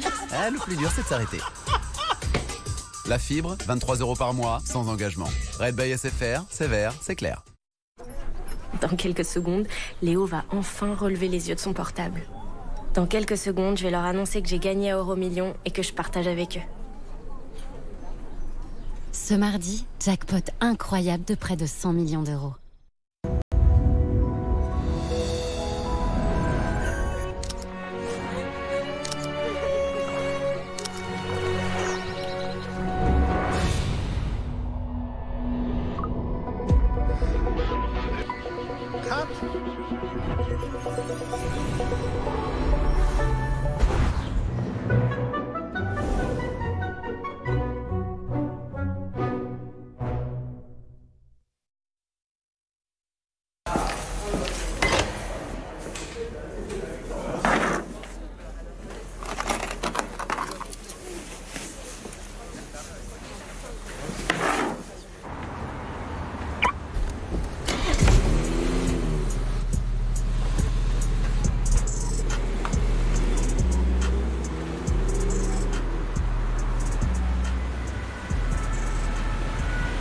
Glinch Automobile, votre plus grand motif d'autosatisfaction. Power for All de Bosch, une seule batterie pour toute la maison. Tout visser, tout percer, nettoyer, aspirer, prendre soin du jardin, c'est royal pour le chien. Une batterie compatible avec plus de 100 outils pour tout faire dans la maison et le jardin. Bosch. En ce moment, jusqu'à 60 € remboursés sur la gamme Power for All de Bosch. La météo avec les déménageurs bretons, élue entreprise spécialiste du déménagement la plus connue des Français. Info sur déménageurs-bretons.fr.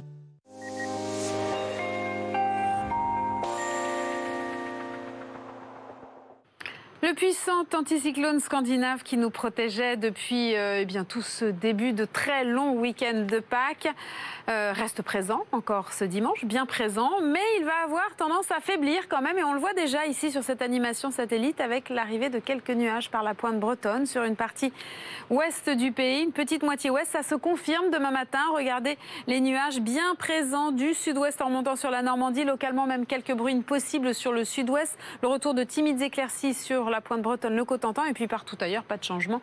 De très larges éclaircies dans le courant de l'après-midi. Eh bien, ça va rester assez nuageux sur une petite moitié ouest, même si les nuages auront tendance à se morceler un petit peu par rapport au matin. On pourrait avoir une petite averse ici ou là. Ce sera en revanche plus nuageux sur les Pyrénées. Pas de changement sur une bonne moitié est. Vous profiterez encore de très larges éclaircies. Les températures fraîches le matin dans le nord-est, 2 degrés sur le nord-est, 9 à Paris. On attend 12 degrés dans le même temps du côté de Biarritz, Nice. 15 degrés pour Perpignan et dans l'après-midi, les températures commencent tout doucement à baisser. 14 degrés seulement à Brest sous les nuages, mais ailleurs on conserve quand même des valeurs très agréables pour la saison. 21 degrés à Paris, à Grenoble, il fera 21 également à Marseille et on ira encore jusqu'à 23 degrés. Ce sera pour Perpignan sur le golfe du Lion. C'était la météo avec les déménageurs bretons, élue entreprise spécialiste du déménagement la plus connue des Français. Info sur déménageurs-bretons.fr. 16h30, bienvenue sur BFM TV. Si vous nous rejoignez à la une de l'actualité, en Ukraine, Mariupol est en passe de tomber définitivement aux mains de l'armée russe. Les derniers résistants ukrainiens sont retranchés dans une usine près du port, mais le Premier ministre affirme que les défenseurs de Mariupol combattront jusqu'au bout. Le président Zelensky lui avertit Moscou, si des soldats ukrainiens sont éliminés, pas de négociation de paix possible. Dans l'est du pays, des bombardements à Kharkiv ont fait au moins 5 morts alors que la Russie affirme avoir détruit une usine militaire près de Kiev. Des frappes dans la capitale pour le 3e jour consécutif. Les habitants de Shanghai ne décolèrent pas. Confinés depuis des semaines à cause de la reprise vertigineuse de l'épidémie de Covid, ils dénoncent les conditions de leur isolement. Vous entendrez une expatriée française qui témoigne de cette situation très difficile à vivre.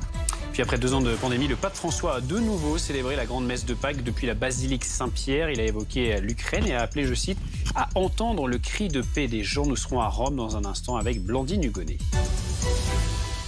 53e jour de guerre en Ukraine et sur le front de l'Est. À Mariupol, la résistance ukrainienne est à bout de souffle, retranchée dans un site industriel de la cité portuaire. Le Premier ministre ukrainien déclare que les défenseurs de Mariupol combattront jusqu'au bout. Hier soir, Volodymyr Zelensky prévenait lui Moscou, plus de négociations si les soldats ukrainiens sont éliminés. Juliette Andrieux. Près d'un complexe métallurgique, des combats, c'est une poche de résistance de l'armée ukrainienne. La dernière, selon le ministère russe de la Défense. La ville de Mariupol a été entièrement nettoyée des combattants nazis du bataillon Azov, des mercenaires étrangers et des troupes ukrainiennes. Les derniers combattants ukrainiens sont bloqués sur le site de l'usine Azovstal. La seule chance pour eux de s'en sortir vivants est de déposer les armes et de se rendre. Les autorités russes avaient lancé un ultimatum aux soldats retranchés, leur laissant jusqu'à midi pour évacuer. D'après les séparatistes pro-russes, le 13 avril, ils étaient 1350 à s'être rendus. Des soldats prisonniers exhibés sur cette vidéo publiée par les séparatistes. Information non confirmée par les autorités ukrainiennes, mais selon l'état-major général des forces armées ukrainiennes, les Russes seraient sur le point de débarquer dans le port de Mariupol.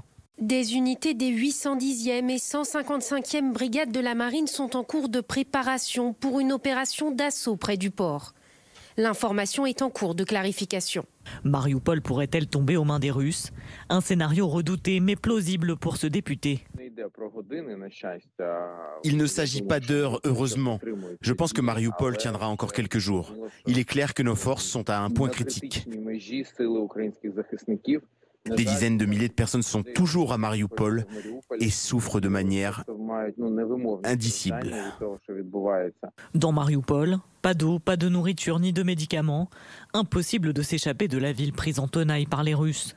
Aucun couloir humanitaire dans l'est du pays n'est possible aujourd'hui selon les autorités ukrainiennes.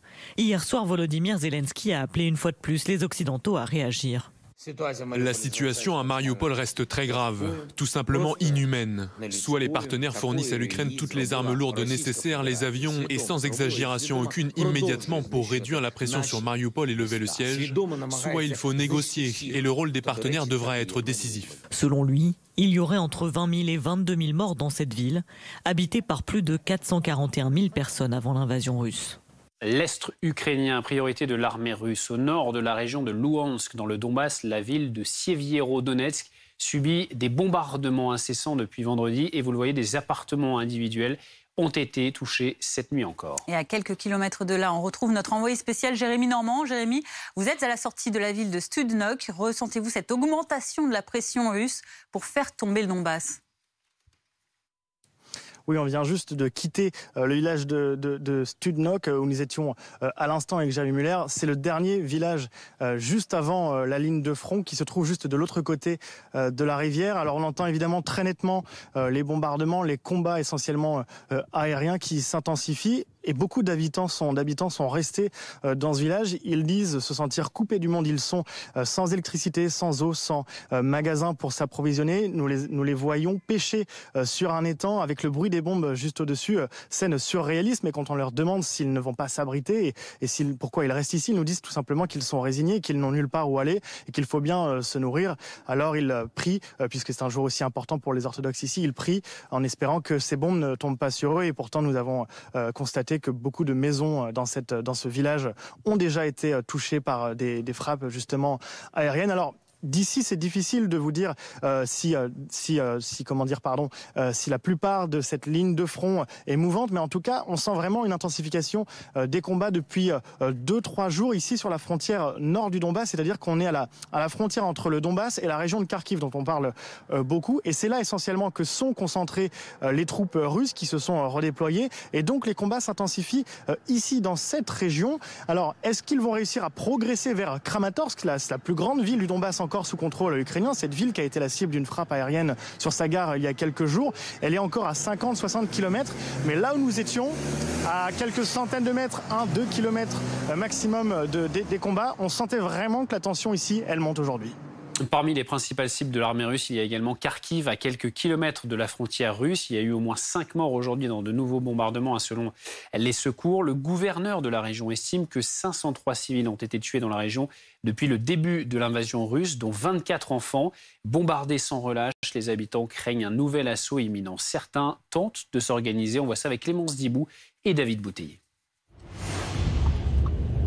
En arrivant dans Kharkiv, une impression de ville fantôme. L'armée russe encercle désormais la ville au nord et à l'est. Aucun quartier n'est épargné.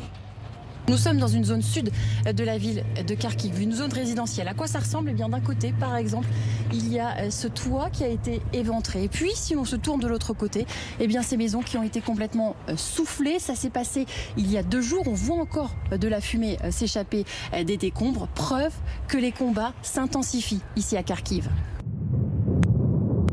Alors que de nouvelles frappes retentissent, nous croisons cette voisine terrifiée par les bombardements quotidiens. J'ai très peur, mais je ne peux pas partir. Je suis trop vieille. Mon fils, lui, est parti. Maintenant, je suis toute seule et je n'en peux plus de ces bombes. Face à la menace d'une offensive russe, Pavel est bien décidé à organiser la résistance. Ce chef d'entreprise centralise bénévolement des dons qui arrivent du monde entier. Là, c'est des boîtes de conserve qui arrivent d'Europe. C'est très pratique pour les civils qui ne peuvent plus cuisiner ou pour les soldats sur le front. 20 à 30 tonnes de marchandises reçues chaque semaine. De quoi tenir un siège, et ce n'est pas qu'une formule. On va se battre. On ne sait pas ce que les Russes ont derrière la tête, mais on peut essayer de se préparer au mieux. Si on est encerclé, on saura s'organiser. Mais franchement, je préfère ne même pas y penser parce que ça risque d'être très dur. Pour le moral des troupes, il y a une petite attention glissée dans chaque colis destiné aux soldats. Une carte que des dizaines d'enfants ukrainiens envoient chaque jour, parfois depuis l'étranger où ils sont réfugiés. Leur message, ramener la paix au plus vite. Dès hier soir déjà, Volodymyr Zelensky avait averti Moscou. Plus de négociations possibles si des soldats ukrainiens sont éliminés dans l'offensive russe. Alors quel avenir possible pour les négociations de paix entre Ukraine et Russie? Les explications de Sylvie Berman, consultante diplomatie BFM TV. C'est vrai qu'avec la Russie, il y a toujours un risque d'exécution. Ils l'ont fait dans le passé.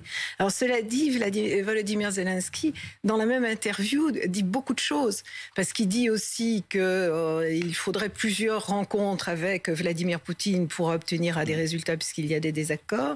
Et il se prononce aussi sur ce que pourrait être le contenu d'un accord. C'est-à-dire, il dit il faudrait qu'il y ait deux accords, alors que la Russie n'en souhaite qu'un.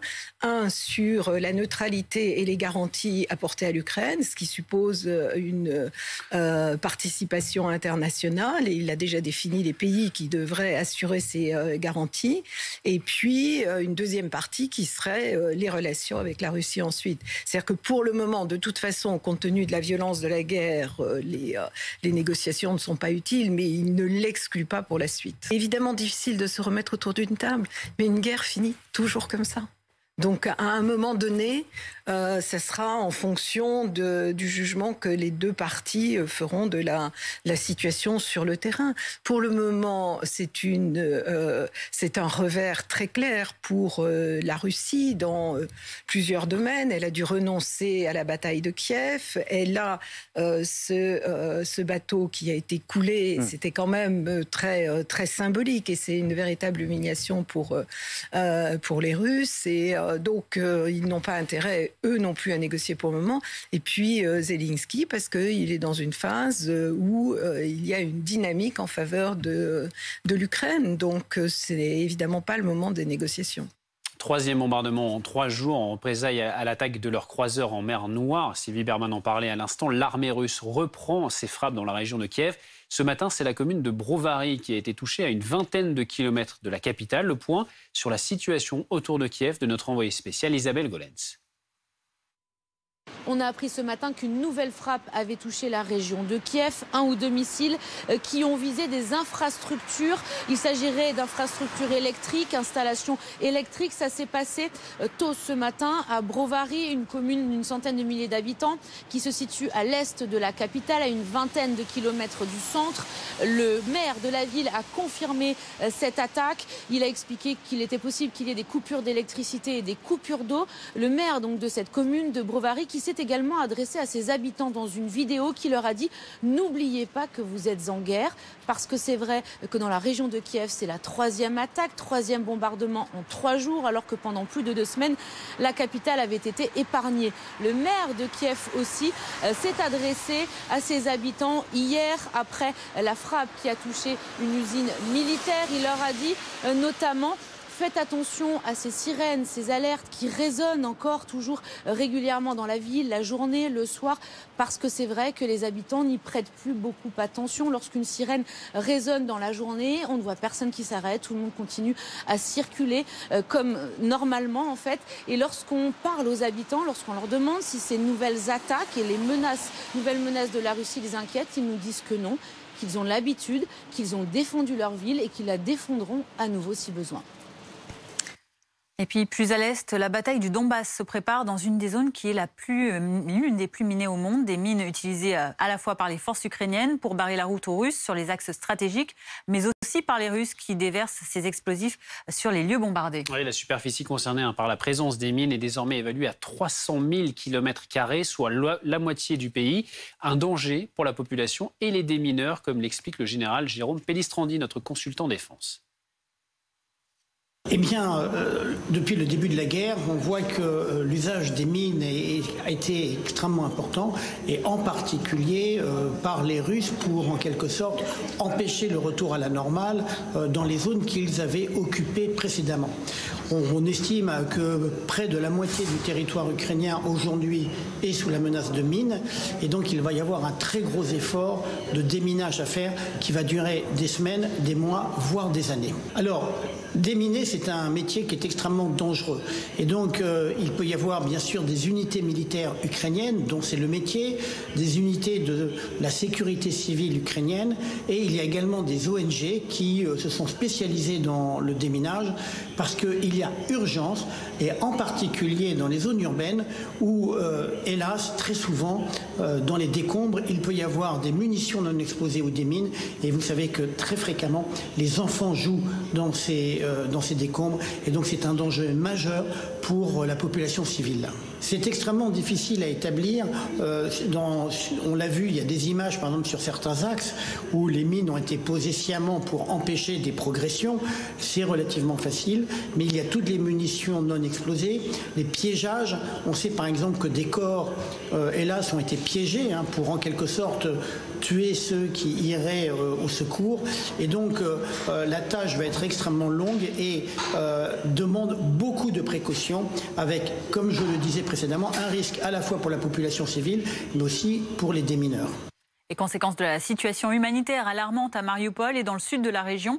De plus en plus de réfugiés arrivent chaque jour à Zaporijjia. Et ces derniers jours, beaucoup proviennent également du Donbass. Maxime Brandstätter et Frédéric Leclerimoff, nos reporters, se sont rendus dans l'un des centres qui accueille chaque jour 2000 à 3000 de ces personnes déracinées. Pour beaucoup des familles et donc des enfants traumatisés par la guerre, ils sont pris en charge par des psychologues. 2 à 3 000 réfugiés passent ici chaque jour dans ce centre de Zaporijjia et pendant que les parents récupèrent des affaires, ils laissent ici leurs enfants auprès de ces animatrices qui sont en réalité des psychologues qui vont jouer avec les enfants, les observer et essayer de poser un diagnostic.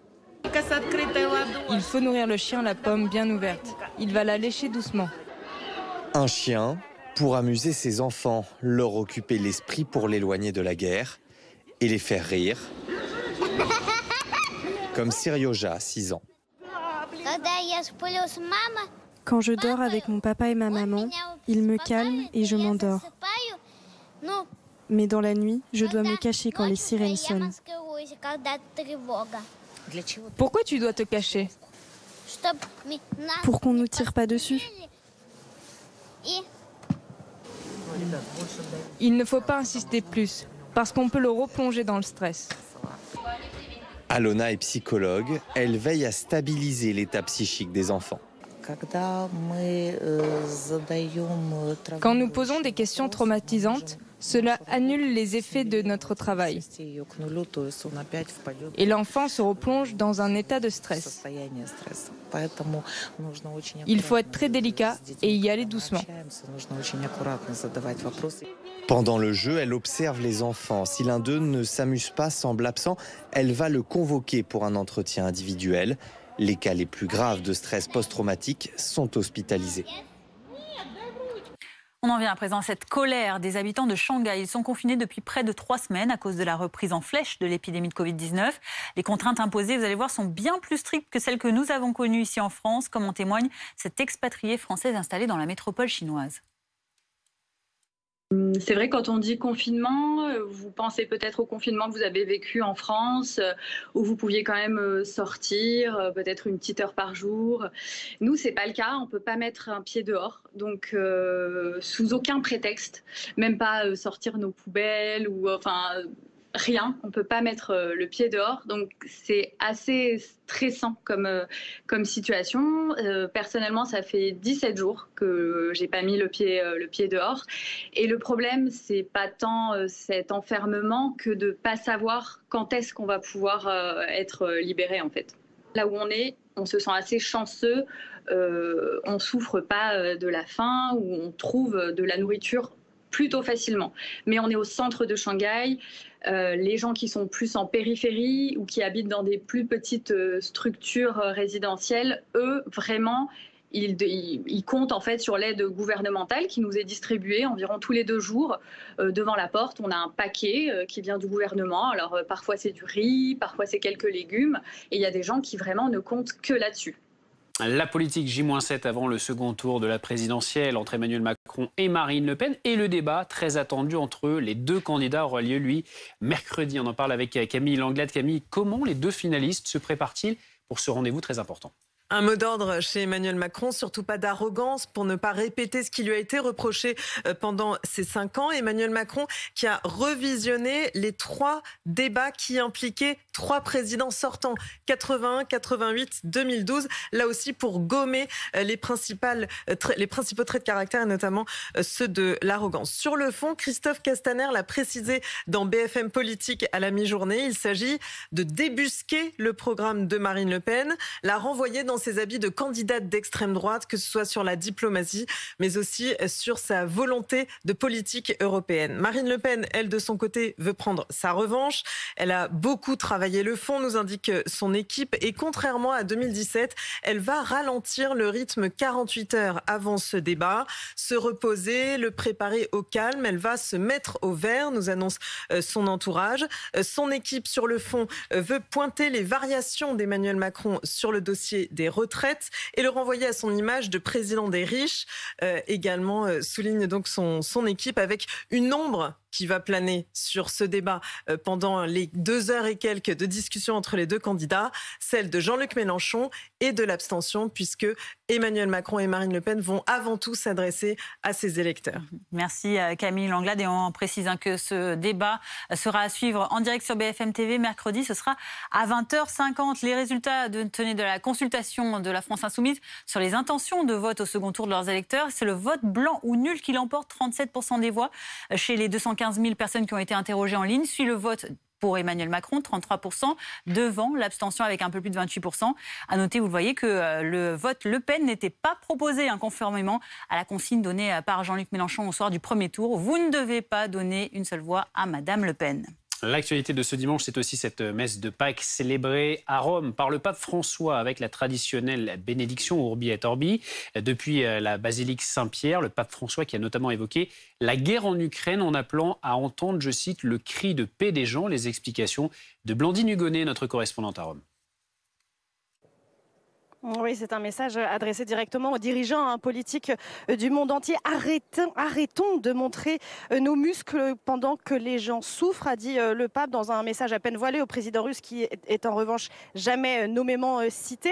Le chef de l'Église catholique qui lance presque un appel à manifester pour la paix, à s'engager, à réclamer la paix depuis les balcons, dans la rue, a-t-il dit, avant de condamner fermement et à nouveau ce conflit en Ukraine. On l'écoute.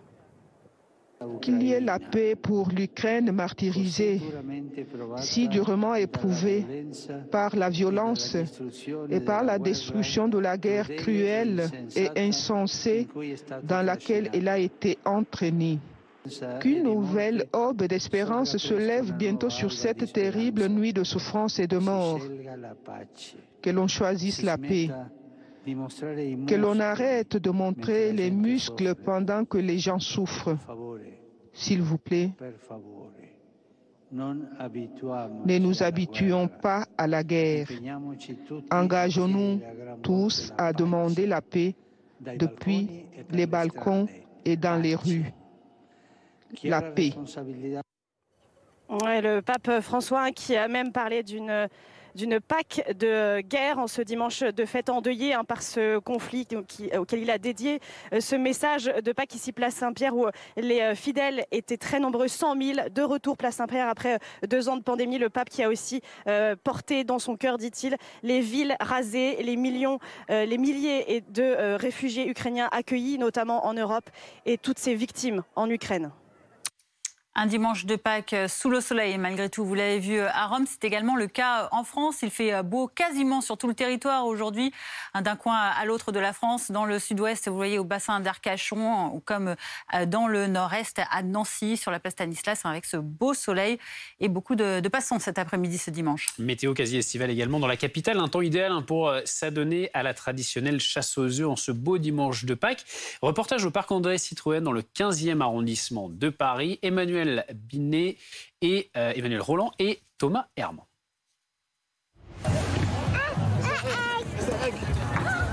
Qu'ils soient bleus, roses ou encore jaunes, tous les œufs cachés dans ces boîtes en carton doivent être trouvés. Objectif, découvrir la bonne combinaison de couleurs pour échanger son panier contre d'autres œufs beaucoup plus appétissants, en chocolat cette fois. 3 œufs, on va tamponner. Aucun doute, la traditionnelle chasse aux œufs fait toujours recette. Oui, c'est adoré. Après 2 ans d'absence liée au Covid-19, cette opération organisée par le Secours populaire signe son grand retour. Entre 2500 et 3000 enfants sont attendus dans la journée. Une édition particulière, puisque cette année, les bénéfices seront reversés aux victimes de la guerre en Ukraine. L'idée de cette chasse aux œufs, c'est de mettre en avant nos actions du Secours populaire, mais aussi les actions à l'international. Et c'est pour ça qu'on a décidé, à travers cette chasse aux œufs, de reverser les bénéfices dans le cadre des projets en direction des Ukrainiens. Sous des températures presque estivales, des activités en plein air sont également proposées aux enfants. Au programme, un parcours d'obstacles, mais pas de quoi effrayer Vladimir du haut de ses 8 ans. J'ai sauté sans toucher les barres. Ensuite, pendant que je sautais, j'ai crié « Ah bah, Ensuite, j'ai fait une roulade avant. Pour tous les participants, une limite d'âge a été fixée. Chasse gardée pour les moins de 11 ans.